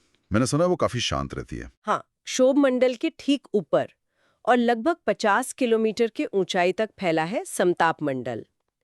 इसकी सबसे बड़ी खासियत है ओजोन परत की मौजूदगी। ये बहुत जरूरी है। यही परत सूरज से आने वाली जो हानिकारक पराबैंगनी किरणें हैं, मतलब यूवी रेज, उन्हें सोख लेती है। और एक दिलचस्प बात यह है कि यहाँ ऊंचाई के साथ तापमान घटता नहीं बल्कि बढ़ता है। बढ़ता है? ऐसा क्यों? हाँ, क्योंकि ओजोन गैस जब यूवी किरणें सोखती है तो वो गर्म हो जाती है, और क्योंकि यहाँ बादल वगैरह नहीं होते, मौसम की गड़बड़ी नहीं होती, तो ये परत हवाई जहाज उड़ाने के लिए सबसे सही मानी जाती है, एकदम स्थिर। समझ गया, मतलब यूवी से सुरक्षा भी और प्लेन्स के लिए शांत रास्ता भी। अच्छा, इसके बाद और ऊपर चलें तो मध्यमंडल, मीसोस्फीयर, वहां क्या है? हाँ, समताप मंडल के ऊपर लगभग 80 किलोमीटर तक है मध्यमंडल। यहाँ मामला फिर बदल जाता है। ऊंचाई के साथ तापमान यहाँ तेजी से गिरता है और ये वायुमंडल की सबसे ठंडी जगह बन जाती है। मतलब तापमान -100 डिग्री सेल्सियस तक पहुंच सकता है। बाप रे, -100 डिग्री। जी हाँ, और जो अंतरिक्ष से उल्कापिंड आते हैं ना, मेटियोर्स, वो ज्यादातर इसी परत में हवा से रगड़ खाकर जल जाते हैं, जिन्हें हम कभी-कभी टूटता तारा समझ लेते हैं। अरे वाह, तो वो टूटते तारे असल में यहाँ जलने वाले उल्कापिंड है। ये भी एक तरह का सुरक्षा कवच ही हो गया। अच्छा, इसके ऊपर तापमान फिर से बढ़ता है थर्मोस्फीयर में? बिल्कुल, मध्यमंडल के बाद थर्मोस्फीयर शुरू होता है। यहाँ हवा बहुत ही ज्यादा पतली होती है, विरल, लेकिन जो गैस के कण होते हैं वो सूरज के बहुत तेज ऊर्जा सोखते हैं। इसलिए यहाँ ऊंचाई के साथ तापमान फिर बहुत तेजी से बढ़ता है, हजारों डिग्री सेल्सियस तक पहुंच सकता है। इसी थर्मोस्फीयर का एक निचला हिस्सा है आयन मंडल, यानी आयनोस्फीयर, लगभग 80 से 400 किलोमीटर के बीच। आयन मंडल, हाँ ये तो सुना है, रेडियो कम्युनिकेशन के लिए जरूरी है। एकदम, इसमें ना विद्युत आवेशित कण होते हैं, आयंस, और ये आयंस क्या करते हैं कि पृथ्वी से भेजी गई रेडियो तरंगों को वापस पृथ्वी पर रिफ्लेक्ट कर देते हैं, लौटा देते हैं। इसी वजह से हम दूर के रेडियो स्टेशन सुन पाते हैं। कमाल है, रेडियो वेव्स का ये रिफ्लेक्शन। अच्छा, और फिर सबसे बाहर, अब तो हम लगभग अंतरिक्ष में पहुंच गए, बहिर्मंडल, एक्सोस्फीयर। हाँ बिल्कुल, ये वायुमंडल की सबसे बाहरी, सबसे ऊपरी परत है। इसकी कोई साफ सीमा नहीं है, ये धीरे धीरे अंतरिक्ष में ही मिल जाती है। यहाँ हवा इतनी कम है, इतनी विरल है कि लगभग है ही नहीं, और यहाँ हाइड्रोजन, हीलियम जैसी बहुत हल्की गैसें मिलती हैं जो धीरे धीरे स्पेस में खो जाती हैं। तो ये तो हो गई ही परतों की पूरी संरचना, एक के ऊपर एक। लेकिन वायुमंडल में सिर्फ गैसें थोड़ी है, पानी भी तो है। नमी, बादल, बारिश, इसका क्या सिस्टम है? सही सवाल है। देखिए, हवा में जो पानी भाप के रूप में मौजूद होता है, जिसे हम देख नहीं पाते हैं, उसे कहते हैं आर्द्रता या ह्यूमिडिटी।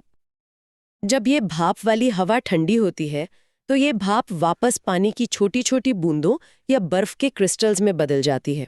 इसी प्रक्रिया को कहते हैं संघनन, यानी कॉन्डेंसेशन। अच्छा, कॉन्डेंसेशन। हाँ, अगर ये जमीन के पास हो तो ओस बन जाती है, या कोहरा या पाला, और अगर ऊंचाई पर हो तो बादल बन जाते हैं। बादल, हाँ वो तो रोज ही दिखते हैं अलग अलग तरह के।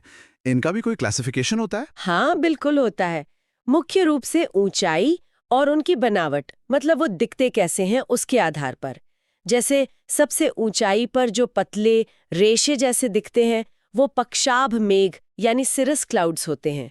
ये बर्फ के कणों से बनते हैं। हाँ। फिर वो जो रुई के ढेर जैसे लगते हैं फूले फूले से, वो कपासी मेघ यानी क्यूमुलस क्लाउड्स हैं। ये अक्सर साफ मौसम में दिखते हैं। हाँ, वो सफेद वाले। जी। फिर जो चादर की तरह पूरे आसमान में फैल जाते हैं, स्लेटी रंग के, वो होते हैं स्तरी मेघ, स्ट्रेटस क्लाउड्स कहलाते हैं। इनसे कभी कभी हल्की बूंदाबांदी होती है। हाँ। और जो गहरे काले या गहरे स्लेटी बादल होते हैं, जिनसे तेज बारिश या बर्फबारी होती है, वो वर्षा मेघ यानी निम्बस क्लाउड्स कहलाते हैं। निम्बस मतलब बारिश वाले बादल। हाँ, ये अक्सर कपासी या स्तरी बादलों के साथ मिलकर बनते हैं, जैसे क्यूमुलोनिम्बस या निम्बोस्ट्रैटस। और जब इन बादलों में पानी की बूंदें या बर्फ के कण इतने बड़े और भारी हो जाते हैं कि हवा उन्हें रोक नहीं पाती, तो वो ग्रेविटी की वजह से नीचे गिरने लगते हैं। इसी को हम कहते हैं वर्षण या प्रेसिपिटेशन। यानी बारिश, स्नोफॉल, ओले, ये सब वर्षण है। बिल्कुल, ये सब वर्षण के ही अलग अलग रूप हैं। और ये पूरी प्रक्रिया जो है, ये हमारे पृथ्वी के जल चक्र वाटर साइकिल का एक बहुत अहम हिस्सा है। वाकई कमाल की व्यवस्था है। तो हर परत का अपना रोल है। क्षोभ मंडल में मौसम, समताप मंडल में ओजोन शील्ड, मध्य मंडल में उल्कापिंडों से बचाव, आयन मंडल से रेडियो संचार, और फिर जलवाष्प से बादल और बारिश। सब कुछ जुड़ा हुआ है।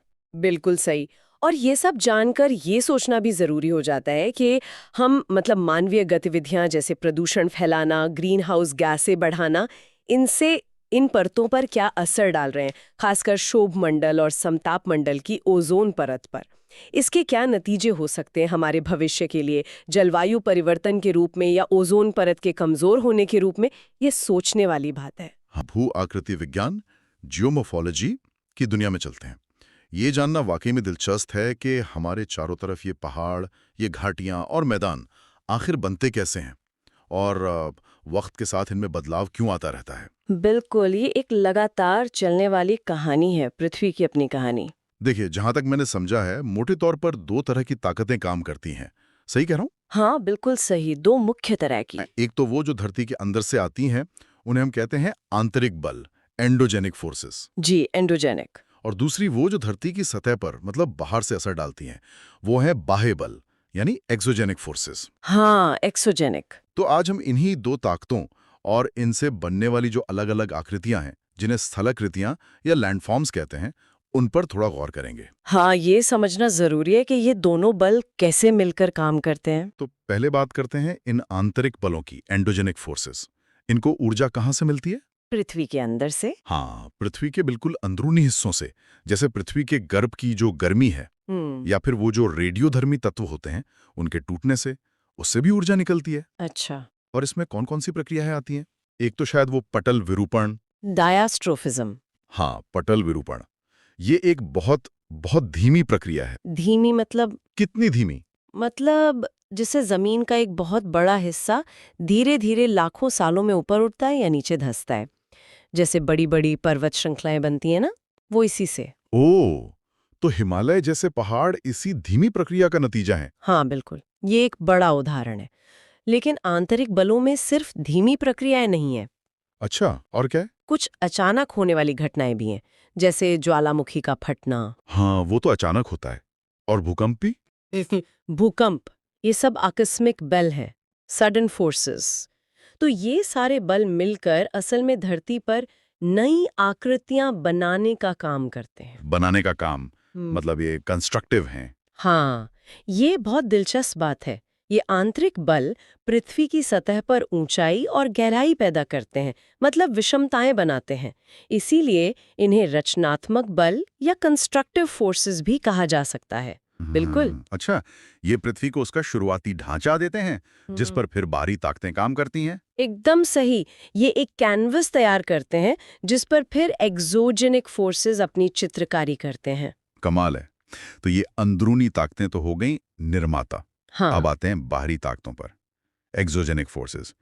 इन्हें ऊर्जा कहाँ से मिलती है? इन्हें ऊर्जा मिलती है मुख्य रूप से सूरज से, और कुछ हद तक गुरुत्वाकर्षण भी इसमें भूमिका निभाता है।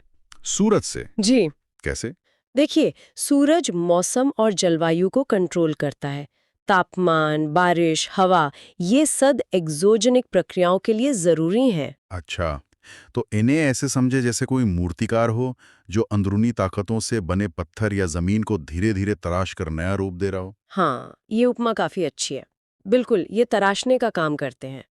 इनमें सबसे पहले आता है अपक्षय, यानी वेदरिंग। वेदरिंग, ये क्या होता है? चट्टानों का टूटना। हाँ, लेकिन अपनी ही जगह पर। इसमें चट्टानें टूटती फूटती हैं, कमजोर पड़ती हैं, पर उनका मलबा कहीं बहकर नहीं जाता, वो वहीं रहता है। अपनी ही जगह पर। ओके, ये कैसे होता है? इसके कई तरीके हैं। एक है भौतिक अपक्षय, फिजिकल वेदरिंग। इसमें तापमान के घटने बढ़ने से, या पानी के जमने पिघलने से, या दबाव हटने से चट्टानें टूटती हैं। जैसे रेगिस्तान में दिन में गर्मी, रात में सर्दी से चट्टानें चटक जाती हैं। बिल्कुल। फिर है रासायनिक अपक्षय। केमिकल वेदरिंग, इसमें पानी या हवा में जो गैसें हैं उनके साथ चट्टानों के खनिजों की रासायनिक क्रिया होती है। जैसे लोहे में जंग लग जाता है, हाँ, वो एक अच्छा उदाहरण है। या जैसे चूना पत्थर पानी में घुल जाता है। और तीसरा है जैविक अपक्षय, बायोलॉजिकल वेदरिंग। जैविक मतलब जीवों से? हाँ, जैसे पेड़ पौधों की जड़ें फैलकर चट्टानों में दरार डाल देती हैं, या केंचुए और दूसरे छोटे जीव मिट्टी बनाते हैं, ये सब। तो मतलब एक ही चट्टान पर ये तीनों तरह के अपक्षय असर कर सकते हैं? हाँ, अक्सर ये प्रक्रियाएं साथ साथ चलती हैं, लेकिन किस चट्टान पर कौन सा अपक्षय ज्यादा प्रभावी होगा, ये उस चट्टान की बनावट और उस जगह के मौसम पर निर्भर करता है। समझ गया। तो पहले चट्टान अपनी जगह पर कमजोर हुई, टूटी, फिर बारी आती है अपर्दन की, इरोजन की। अब वो जो टूटा हुआ कमजोर पड़ा मलबा है, उसे बाहरी कारक जैसे बहता पानी, हवा, बर्फ यानी ग्लेशियर्स या समुद्री लहरें अपने साथ बहाकर एक जगह से दूसरी जगह ले जाते हैं। अच्छा, तो वेदरिंग में मलबा वहीं रहता है, इरोजन में बह जाता है? बिल्कुल। और फिर आखिर में जब इन कारकों की ताकत कम हो जाती है, जैसे नदी की गति धीमी हो जाती है, तो वो उस मलबे को कहीं ना कहीं जमा कर देते हैं। इसे कहते हैं निक्षेपण या deposition. Okay, weathering, erosion, deposition, WED। हाँ, आप ऐसे याद रख सकते हैं। तो ये बाहरी बल, अपक्षय, अपर्दन और निक्षेपण मिलकर लगातार उन ऊंची नीची जगहों को, उन विषमताओं को समतल करने की कोशिश करते हैं जो आंतरिक बलों ने बनाई थी। अच्छा, तो आंतरिक बल बनाते हैं, बाहरी बल समतल करते हैं। एक तरह की खींचतान है तो? बिल्कुल सही।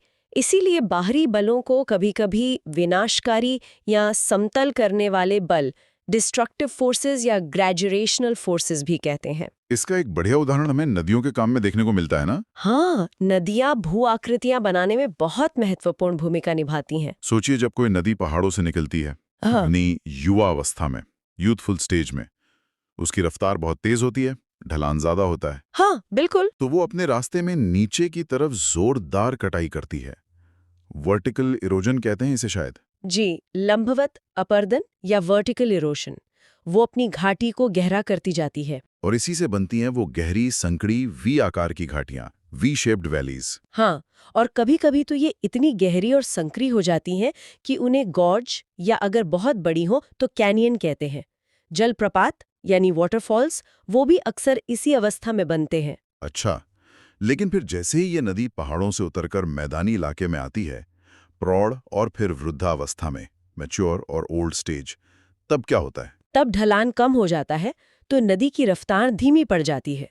अब उसमें उतनी ताकत नहीं रहती कि वो अपनी तली को ज्यादा काट सके। तो वो क्या करती है? अब वो नीचे कम और अपने किनारों को ज्यादा काटती है, साइड में। इसे कहते हैं पार्श्व अपर्दन या लेटरल इरोजन।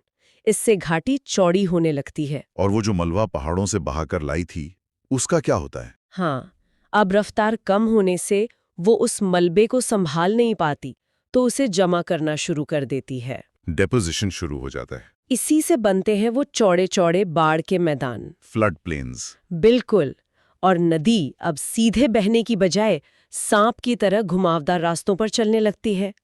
इन मोड़ों को कहते हैं विसर्प या मिएंडर्स। हाँ, मिएंडर्स देखें, कभी कभी ये मोड़ बहुत ज्यादा बढ़ जाते हैं। हाँ, और फिर नदी कोशिश करती है सीधा रास्ता बनाने की।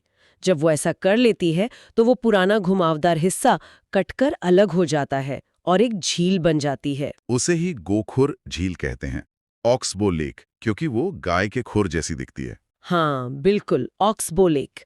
और फिर बिल्कुल आखिर में जब नदी समंदर में मिलने वाली होती है तो उसकी गति बहुत ही कम हो जाती है। तब तो वो सारा मलबा जमा कर देती होगी। हाँ, लगभग सारा मलबा वो अपने मुहाने पर जमा कर देती है, जिससे एक त्रिभुज जैसी आकृति बनती है।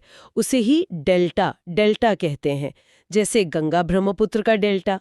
वाह, तो नदी की पूरी यात्रा में कितनी अलग अलग तरह की आकृतियां बन जाती हैं। जी हाँ, और ये पूरी प्रक्रिया दिखाती है कि कैसे एक ही बाह्य कारक जैसे बहता पानी अलग अलग परिस्थितियों में ढलान और गति के बदलने पर अपर्दन और निक्षेपण के अलग अलग काम करता है।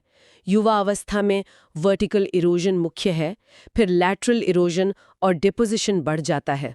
और सिर्फ नदियां ही नहीं, हवा भी तो रेगिस्तान में टीले बनाती है। हाँ बिल्कुल, हवा टिब्बे, ड्यून्स बनाती है, मशरूम रॉक बनाती है, ग्लेशियर पहाड़ों में यू आकार की घाटियां बनाते हैं, मुरेन जमा करते हैं, समुद्री लहरें क्लिफ और बीच बनाती हैं।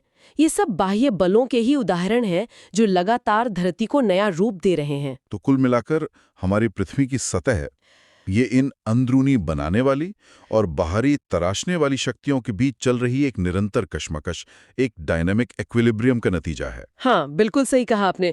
एक तरफ आंतरिक बल ऊंचाई बढ़ा रहे हैं, दूसरी तरफ बाह्य बल उसे कम कर रहे हैं। और ये भू-आकृतिक प्रक्रियाएं, जियोमॉर्फिक प्रोसेसेस, कभी रुकती नहीं, हमेशा चलती रहती हैं। हमेशा धीमी या तेज पर चलती जरूर रहते हैं। और यहीं पर एक सोचने वाली बात सामने आती है। क्या? देखिए, अभी इन आंतरिक और बाह्य बलों के बीच एक तरह का संतुलन है, लेकिन अगर भविष्य में ये संतुलन किसी वजह से बदलता है, जैसे कि मान लीजिए जलवायु परिवर्तन की वजह से बारिश का पैटर्न बदलता है, या ग्लेशियर बहुत तेजी से पिघलते हैं, या फिर पृथ्वी के अंदर टेक्टोनिक प्लेटों की हलचल में कोई बड़ा बदलाव आता है, हाँ, तो हमारी पृथ्वी की सतह पर किस तरह के बदलाव आ सकते हैं और ये बदलाव कितनी तेजी से होंगे, ये एक ऐसा सवाल है जिस पर हमें सोचना चाहिए। वाकई भविष्य में हमारी धरती का चेहरा कैसा होगा, ये इन्हीं बलों के बदलते संतुलन पर निर्भर करेगा। आखिर ये हवाएं चलती क्यों हैं? मतलब कैसे बनती हैं और इनका हम पर, हमारे मौसम पर असर क्या होता है? चलिए इसी पर थोड़ी बात करते हैं। बिल्कुल। देखिए, हवा चलने का जो सबसे सीधा सा कारण है वो है एयर प्रेशर में अंतर, हवा का दबाव। एयर प्रेशर में अंतर। हाँ, हवा हमेशा ही ज्यादा दबाव वाले इलाके से, मतलब हाई प्रेशर एरिया से कम दबाव वाले इलाके, लो प्रेशर एरिया की तरफ बहती है। ये प्रकृति का एक तरीका है प्रेशर को बराबर करने का। हाँ, मतलब जहाँ हवा ज्यादा घनी है, डेंस है, वहाँ हाई प्रेशर, और जहाँ कम घनी वहाँ लो प्रेशर। और ये घनापन, ये तो तापमान से जुड़ा है ना? एकदम सही। जब हवा गर्म होती है तो वो फैलती है, हल्की हो जाती है और ऊपर उठती है। अच्छा। तो इससे नीचे जमीन पर हवा का दबाव कम हो जाता है, मतलब लो प्रेशर बन जाता है। और ठंडी हवा? और दूसरी तरफ ठंडी हवा, वो भारी होती है, नीचे बैठती है, तो वहां बन जाता है हाई प्रेशर। बस इसी हाई प्रेशर से लो प्रेशर की तरफ हवा का बहना, यही पवन है। समझ गया, ये तो हुई मूल बात। अब कुछ खास तरह की हवाओं को समझते हैं, जैसे वो जो तटीय इलाकों में महसूस होती हैं, समुद्री और स्थलीय समीर। हाँ, सी ब्रीज और लैंड ब्रीज, ये स्थानीय पवनें हैं, लोकल विंड्स। दिन में क्या होता है, जमीन जो है वो समुद्र के पानी से जल्दी गर्म हो जाती है। हाँ, जमीन जल्दी गर्म होती है, तो जमीन के ऊपर की हवा गर्म होकर ऊपर उठती है, वहां बनता है लो प्रेशर, और समुद्र पर तुलना में हाई प्रेशर होता है। नतीजा, हवा समुद्र से जमीन की ओर चलेगी। बिल्कुल, ये हुई समुद्री समीर, सी ब्रीज। ये अक्सर दोपहर के बाद महसूस होती है, थोड़ी ठंडी सी हवा। और रात में फिर इसका ठीक उल्टा होता होगा, क्योंकि जमीन जितनी जल्दी गर्म होती है उतनी जल्दी ठंडी भी हो जाती है। एकदम सही पकड़ा। रात में जमीन समुद्र की तुलना में ज्यादा ठंडी हो जाती है, तो अब जमीन पर बन गया हाई प्रेशर और समुद्र पर तुलनात्मक रूप से लो प्रेशर। तो हवा जमीन से समुद्र की तरफ। हाँ, इसे कहते हैं स्थलीय समीर, लैंड ब्रीज। ये रोज का एक चक्र है उन इलाकों में। अच्छा, ये तो सतह के पास की हवाओं की बात हुई, लेकिन वो जो मौसम के नक्शों पर हम आइसोबार्स वगैरह देखते हैं और ऊपरी हवाओं का जिक्र आता है, उसमें एक नाम है भूविक्षेपी पवनें, जियोस्ट्रॉफिक विंड्स। वो क्या चीज है? हाँ, जियोस्ट्रॉफिक विंड्स, ये काफी ऊपर वायुमंडल में बहने वाली तेज हवाएं हैं, और ये काफी हद तक आइसोबार्स के पैरेलल चलती हैं। आइसोबार्स मतलब वो रेखाएं जो समान एयर प्रेशर वाले पॉइंट्स को जोड़ती हैं? जी हाँ, वही। ये हवाएं इतनी ऊंचाई पर होती हैं कि जमीन की रगड़, फ्रिक्शन का असर इन पर लगभग नहीं होता। इनकी दिशा और गति मुख्य रूप से दो ताकतों के बैलेंस से तय होती हैं। एक तो प्रेशर का अंतर, जिसे प्रेशर ग्रेडियंट फोर्स कहते हैं, जो हवा को हाई से लो प्रेशर की तरफ धकेलता। बिल्कुल। और दूसरा है कोरियोलिस बल, कोरियोलिस फोर्स, जो पृथ्वी के घूमने की वजह से लगता है। इन दोनों के बैलेंस से ये हवाएं आइसोबार्स के लगभग समानांतर बहती हैं। ये बड़े मौसम सिस्टम को चलाने में मदद करती हैं। कोरियोलिस बल, अच्छा, इसी का नाम तो चक्रवातों, साइक्लोन्स के बनने में भी आता है। ये खतरनाक तूफान आखिर बनते कैसे हैं? हाँ, कोरियोलिस बल यहाँ बहुत महत्वपूर्ण है। देखिए, चक्रवात बनने के लिए कई सारी चीजें एक साथ चाहिए होती हैं। जैसे समुद्र की सतह का तापमान काफी गर्म होना चाहिए, कम से कम 27 डिग्री सेल्सियस, ताकि हवा को नमी और ऊर्जा मिले। फिर कोरियोलिस बल का होना जरूरी है, जो हवा को वो घुमाव देता है। यही वजह है कि ये बिल्कुल भूमध्य रेखा इक्वेटर पर नहीं बनते, क्योंकि वहां कोरियोलिस बल लगभग शून्य होता है। अच्छा, ये बात है। हाँ, और हवा की गति में ऊंचाई के साथ ज्यादा बदलाव नहीं होना चाहिए, और पहले से एक हल्का सा लो प्रेशर एरिया मौजूद हो। जब ये सब कंडीशंस मिलती हैं, तो गर्म नम हवा तेजी से ऊपर उठती है और कोरियोलिस बल के कारण घूमने लगती है, और फिर चक्रवात बन जाता है। और इसी कोरियोलिस बल की वजह से नॉर्दर्न हेमिस्फेयर में हवाएं एंटी क्लॉकवाइज घूमती हैं सेंटर की तरफ, और सदर्न हेमिस्फेयर में क्लॉकवाइज। यही है ना? जी बिल्कुल यही। कोरियोलिस बल उत्तरी गोलार्ध में चलती हुई चीजों को दाईं ओर मोड़ता है और दक्षिणी गोलार्ध में बाईं ओर। इसी से चक्रवातों का वो खास घुमाव बनता है। और उष्णकटिबंधीय और शीतोष्ण चक्रवात में मुख्य अंतर क्या है, ट्रॉपिकल और टेम्परेट साइक्लोन में? देखिए, मुख्य अंतर उनके बनने की जगह और तरीके का है। उष्णकटिबंधीय चक्रवात, जैसा नाम से ही पता चल रहा है, ट्रॉपिक्स में, मतलब कर्क और मकर रेखा के बीच गर्म समुद्रों पर बनते हैं। इनमें ऊर्जा का स्रोत गर्म समुद्री पानी से मिलने वाली गुप्त ऊष्मा, लेटेंट हीट होती है। ठीक है। जबकि शीतोष्ण चक्रवात या टेम्परेट साइक्लोन मध्य अक्षांशों में बनते हैं, मतलब ट्रॉपिक्स से बाहर। ये वहां बनते हैं जहां ठंडी और गर्म हवाएं मिलती हैं, जिससे वाताग्र यानी फ्रंट्स बनते हैं। इनकी ऊर्जा का स्रोत इन हवाओं के तापमान के अंतर में होता है। समझ गया। ये तो चक्रवातों की बात हुई। क्या पूरी पृथ्वी पर भी हवाओं का कोई एक बड़ा फिक्स्ड पैटर्न है, कोई ग्लोबल सिस्टम? हाँ, बिल्कुल है। पृथ्वी गोल घूम रही है और इक्वेटर से पोल्स तक तापमान में भारी अंतर है। इन दोनों वजहों से हवाओं की स्थायी पेटियां बनी हुई हैं, ग्लोबल विंड बेल्ट्स। हाँ, मैंने पढ़ा इनके बारे में। Trade winds, westerlies. बिल्कुल, जैसे इक्वेटर के पास दोनों तरफ से आने वाली व्यापारिक पवनें यानी ट्रेड विंड्स, फिर मध्य अक्षांशों में चलने वाली पछुआ पवनें यानी वेस्टर्लीज, और फिर ध्रुवीय क्षेत्रों में ध्रुवीय पवनें पोलर ईस्टर्लीज। और ये सब बड़े एयर सर्कुलेशन सेल्स का हिस्सा हैं, हैडली सेल, फेरल सेल। जी, हैडली सेल, फेरल सेल और पोलर सेल ये विशाल कन्वेयर बेल्ट की तरह हैं, जो गर्मी और नमी को इक्वेटर से पोल्स की तरफ और वापस ले जाने में मदद करते हैं। पूरी पृथ्वी के मौसम और जलवायु को रेगुलेट करते हैं। और इन्हीं के साथ वो जेट स्ट्रीम्स भी तो है, जो बहुत ऊंचाई पर बहुत तेजी से बहती हैं। सही कहा, जेट स्ट्रीम्स ये ऊपरी वायुमंडल में ट्रोपोपॉज के पास पश्चिम से पूरब की ओर बहने वाली हवा की बहुत तेज संकरी नदियां जैसी हैं। नदियां हवा की? हाँ, कह सकते हैं। इनकी रफ्तार कई 100 किलोमीटर प्रति घंटा हो सकती है।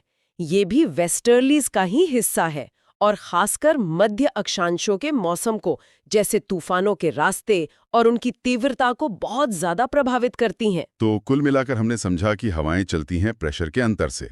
छोटे पैमाने पर रोज लैंड और सी ब्रीज चलती हैं। बड़े पैमाने पर ऊपरी हवाएं हैं, जैसे जियोस्ट्रॉफिक विंड्स और जेट स्ट्रीम्स। खास हालात में खतरनाक चक्रवात बनते हैं, और पूरी पृथ्वी पर हवाओं के स्थायी पैटर्न हैं विंड बेल्ट्स। बिल्कुल, हवाओं का ये पूरा तंत्र, ये सर्कुलेशन पृथ्वी पर जीवन के लिए, ऊर्जा के संतुलन के लिए बहुत जरूरी है। अब सोचने वाली बात ये है, और ये बहुत महत्वपूर्ण है, कि जो जलवायु परिवर्तन हो रहा है, क्लाइमेट चेंज, वो इन हवाओं के स्थापित पैटर्न को कैसे बदल रहा है। चाहे वो हमारा मानसून हो या जेट स्ट्रीम हो या ट्रेड विंड्स हो, इन पर क्या असर पड़ रहा है और आगे क्या पड़ सकता है। महत्वपूर्ण पहलुओं को समझने की कोशिश करेंगे। हाँ, जलवायु और महासागरीय धाराएं। बिल्कुल, ये जानना बहुत जरूरी है कि हमारे ग्रह का मौसम, मतलब पूरा सिस्टम, कैसे काम करता है। हाँ, तो शुरुआत जलवायु से करते हैं। देखिए, जलवायु ना किसी भी जगह का लंबे समय का मौसम होता है। लंबे समय का मतलब ये नहीं कि आज धूप है या कल बारिश होगी, नहीं, बल्कि ये कि औसतन मान लीजिए 30 साल या उससे ज्यादा समय तक वहां का मौसम कैसा रहता है। गर्म रहता है, ठंडा, सूखा या नमी वाला, ये होता है जलवायु। अच्छा, और दुनिया भर की इतनी अलग-अलग जलवायु को समझने के लिए कोई तरीका भी होगा? हाँ, है ना। एक बहुत कारगर तरीका है कोपेन जलवायु वर्गीकरण कहते हैं उसे। ये 1884 में आया था। काफी पुराना है। हाँ, और आज भी बहुत इस्तेमाल होता है। ये सिस्टम क्या करता है कि पूरी दुनिया की जलवायु को कुछ मुख्य श्रेणियों में बांट देता है। अच्छा, तो कौन-कौन सी हैं ये मुख्य श्रेणियां? मोटे तौर पे देखें तो 5 हैं। ए यानी उष्णकटिबंधीय या ट्रॉपिकल। यहाँ साल भर गर्मी और खूब नमी रहती है। जैसे अमेज़न के जंगल। हाँ, कह सकते हैं। फिर आता है बी यानी शुष्क या ड्राई जलवायु। यहाँ बारिश बहुत कम होती है। रेगिस्तान या स्टेपी घास के मैदान इसी में आते हैं। ठीक है। फिर सी गर्म शीतोष्ण वार्म टेम्परेट। यहाँ सर्दियाँ ज्यादा ठंडी नहीं होती हैं और गर्मियाँ ठीक ठाक गर्म। हमारे देश के कई हिस्से इसमें आ सकते हैं शायद। हाँ, कुछ हिस्से बिल्कुल। फिर है डी बर्फीली या कॉन्टिनेंटल जलवायु। यहाँ सर्दियाँ काफी कड़ाके की होती हैं और गर्मियाँ हल्की। और आखिरी है ई यानी ध्रुवीय या पोलर जलवायु। यहाँ तो बस हमेशा बहुत ज्यादा ठंड, बर्फ ही बर्फ। अगर आप नक्शे पे देखेंगे ना, तो जैसे उत्तरी अमेरिका और यूरेशिया के एकदम उत्तरी हिस्से, वहाँ DFC जिसे ठंडा बर्फीला जंगल कहते हैं, और BWK ठंडा रेगिस्तानी या टुंड्रा टाइप की जलवायु, ये चरम ठंडे इलाके दिखते हैं। ये तो हो गई जमीन की जलवायु। लेकिन समंदर का भी तो अपना एक अलग ही खेल चलता है ना, जो मौसम पर बहुत असर डालता है। बिल्कुल। अब आते हैं समंदर की इन विशाल नदियों पर, मतलब महासागरीय धाराओं पर। हाँ, मैंने नक्शे में देखा था, जैसे वो दक्षिण अमेरिका के पश्चिम में एक नीली धारा दिख रही थी, ठंडी वाली। हम्बोल्ट। हाँ, हम्बोल्ट या पेरू धारा। और एक गर्म धारा भी है, गल्फ स्ट्रीम, अटलांटिक में। तो ये धाराएं असल में समंदर के पानी की बहुत बड़ी मात्रा का एक बहाव है, जो पूरी दुनिया में घूमता रहता है। लेकिन ये बनती कैसे हैं? इतना सारा पानी एक साथ एक दिशा में कैसे बहता है? इसके पीछे कई कारण हैं। देखिए, एक तो है हवा। हवा पानी की सतह को धकेलती है, खासकर जो ऊपरी धाराएं हैं, वो ज्यादातर हवा से ही चलती हैं। अच्छा। दूसरा, पानी के तापमान में अंतर। गर्म पानी हल्का होता है, ठंडा पानी भारी। तीसरा, खारापन यानी लवणता। ज्यादा खारा पानी भारी होता है। तो ये तापमान और खारेपन के अंतर से पानी का घनत्व, मतलब डेंसिटी, बदलती है। ओके, घनत्व। हाँ, घनत्व में अंतर होने से पानी ऊपर नीचे होता है और आगे भी बढ़ता है। फिर पृथ्वी घूम रही है, उसका भी असर होता है। कोरियोलिस बल कहते हैं उसे। वो इन धाराओं की दिशा को मोड़ देता है। अच्छा, वो उत्तरी गोलार्ध में दाईं तरफ और दक्षिणी में बाईं तरफ मोड़ता है ना? बिल्कुल सही। और आखिर में महाद्वीपों के तट कैसे हैं, उनका आकार कैसा है, वो भी इनके रास्ते को गाइड करता है। तो ये सब मिलकर इन धाराओं को बनाते और चलाते हैं। तो क्या इन अलग-अलग वजहों से अलग-अलग तरह की धाराएं भी होती हैं? हाँ, मोटे तौर पर दो तरह की। एक हैं सतही धाराएं, सरफेस करंट्स। ये समंदर के पानी का सिर्फ ऊपरी 10% हिस्सा है और इन्हें ज्यादातर हवा चलाती है। और बाकी 90%? बाकी 90% पानी बहता है गहरी समुद्री धाराओं, डीप सी करंट्स के रूप में। ये बहुत धीमी होती हैं और ये चलती हैं पानी के घनत्व में अंतर के कारण, वही तापमान और लवणता वाला फंडा। ये एक तरह से पूरी दुनिया के समंदरों में एक बहुत बड़ा कन्वेयर बेल्ट जैसा सिस्टम बनाती हैं। अच्छा, अब ये जो गर्म धाराएं होती हैं, जैसे गल्फ स्ट्रीम, हम्म, इनके तो फायदे सुने। ये नमी लाती हैं, मौसम सुहावना बनाती हैं, बंदरगाहों को जमने नहीं देती शायद। हाँ, बिल्कुल सही। गर्म धाराएं अपने साथ गर्म और नम हवा लाती हैं। तो जिन तटों के पास से ये गुजरती हैं, वहाँ का मौसम ज्यादातर नम रहता है, बारिश भी ज्यादा हो सकती है। और हाँ, ये गर्म पानी सर्दियों में कई बंदरगाहों को बर्फ से जमने से बचाता है, जिससे वो साल भर खुले रहते हैं। लेकिन ठंडी धाराओं का क्या? उनका असर कैसा होता है? हाँ, ये बहुत दिलचस्प है। ठंडी धाराओं का असर अक्सर एकदम उल्टा और बहुत खास होता है। उल्टा? कैसे? देखिए, जब ठंडी धारा किसी महाद्वीप के पश्चिमी तट के पास से बहती है, पश्चिमी तटी क्यों? ये पैटर्न ज्यादातर पश्चिमी तटों पर ही देखा गया है। तो जब ये ठंडी धारा बहती है, तो वो अपने ऊपर की हवा को भी ठंडा कर देती है। अब ठंडी हवा में नमी धारण करने की क्षमता बहुत कम होती है। हाँ, ये तो है। तो नतीजा ये होता है कि वहां बादल आसानी से नहीं बन पाते और बारिश होने की संभावना बहुत घट जाती है। एकदम सूखा माहौल बन जाता है। अरे! तो क्या इसी वजह से? हाँ, इसी वजह से दुनिया के कई बड़े रेगिस्तान महाद्वीपों के पश्चिमी किनारों पर पाए जाते हैं, ठीक उन ठंडी धाराओं के बगल में। अरे वाह! मतलब ठंडी धाराएं रेगिस्तान बनाने में सीधा रोल निभाती हैं, जैसे आपने वो हम्बोल्ट धारा बताई थी। जी। और अटाकामा रेगिस्तान। बिल्कुल। दक्षिण अमेरिका का अटाकामा रेगिस्तान, जो दुनिया की सबसे सूखी जगहों में से एक है, वो इसी ठंडी पेरू या हम्बोल्ट धारा की वजह से बना है। और भी उदाहरण है? हाँ, अफ्रीका का नामीब रेगिस्तान वो ठंडी बेंगुएला धारा के कारण बना है। ऑस्ट्रेलिया का जो पश्चिमी रेगिस्तानी इलाका है वो वेस्ट ऑस्ट्रेलियन धारा के कारण। ये एक सीधा कनेक्शन है। ये तो कमाल की बात है। मतलब समुंदर की धाराएं जमीन पर रेगिस्तान बना सकती हैं। हाँ। और इनका एक और असर भी है। जहां पर ठंडी और गर्म धाराएं मिलती हैं ना, हाँ। वहां पानी में एक उथल-पुथल होती है, जिससे नीचे के पोषक तत्व ऊपर आ जाते हैं। इन पोषक तत्वों से प्लैंकटन यानी बहुत छोटे समुद्री जीव खूब पनपते हैं। और प्लैंकटन मछलियों का खाना है। एग्जैक्टली। तो ये इलाके मछलियों से भर जाते हैं। इसीलिए ऐसे क्षेत्र दुनिया के सबसे अच्छे मछली पकड़ने के इलाके होते हैं, जैसे जापान के पास या अटलांटिक में न्यूफाउंडलैंड के पास। अच्छा, तो रेगिस्तान बनाने के अलावा ये मछली पालन के लिए भी जरूरी है? हाँ, और एक और काम करती हैं ये धाराएं, पृथ्वी पर गर्मी को बांटने का काम। ये भूमध्य रेखा से गर्मी लेकर ध्रुवों की तरफ ले जाती हैं और ध्रुवों से ठंडा पानी भूमध्य रेखा की तरफ लाती हैं। इससे पूरी पृथ्वी का तापमान थोड़ा संतुलित रहता है। हीट मिक्सिंग कहते हैं इसे। तो कुल मिलाकर हमने ये समझा कि कैसे कोपेन वर्गीकरण हमें अलग-अलग जलवायु क्षेत्रों को पहचानने में मदद करता है और कैसे ये महासागरीय धाराएं, खासकर ठंडी वाली, महाद्वीपों के पश्चिमी तटों पर जलवायु को बदलकर रेगिस्तान बनाने में एक बड़ी भूमिका निभाती हैं। हाँ, ये भूगोल और जलवायु विज्ञान का एक बहुत ही अहम और जुड़ा हुआ पहलू है। ये दिखाता है कि पृथ्वी पर सब कुछ कैसे एक दूसरे से जुड़ा हुआ है। और अब यहाँ एक सोचने वाली बात भी है ना? हाँ, बिल्कुल। कि जैसे जैसे जलवायु परिवर्तन हो रहा है, मतलब क्लाइमेट चेंज, हाँ। उसका इन महासागरीय धाराओं के पैटर्न पर क्या असर पड़ेगा? क्या ये धाराएं धीमी हो जाएंगी, या इनका रास्ता बदल जाएगा, या इनका तापमान बदल जाएगा? और अगर ऐसा हुआ तो फिर? तो फिर इसका पूरी दुनिया की जलवायु पर, क्षेत्रीय मौसम पर, बारिश के पैटर्न पर, समुद्री जीवन पर कितना गहरा और शायद ऐसा प्रभाव पड़ सकता है जिसके बारे में हमने अभी सोचा भी ना हो। वाकई ये सोचने का विषय है।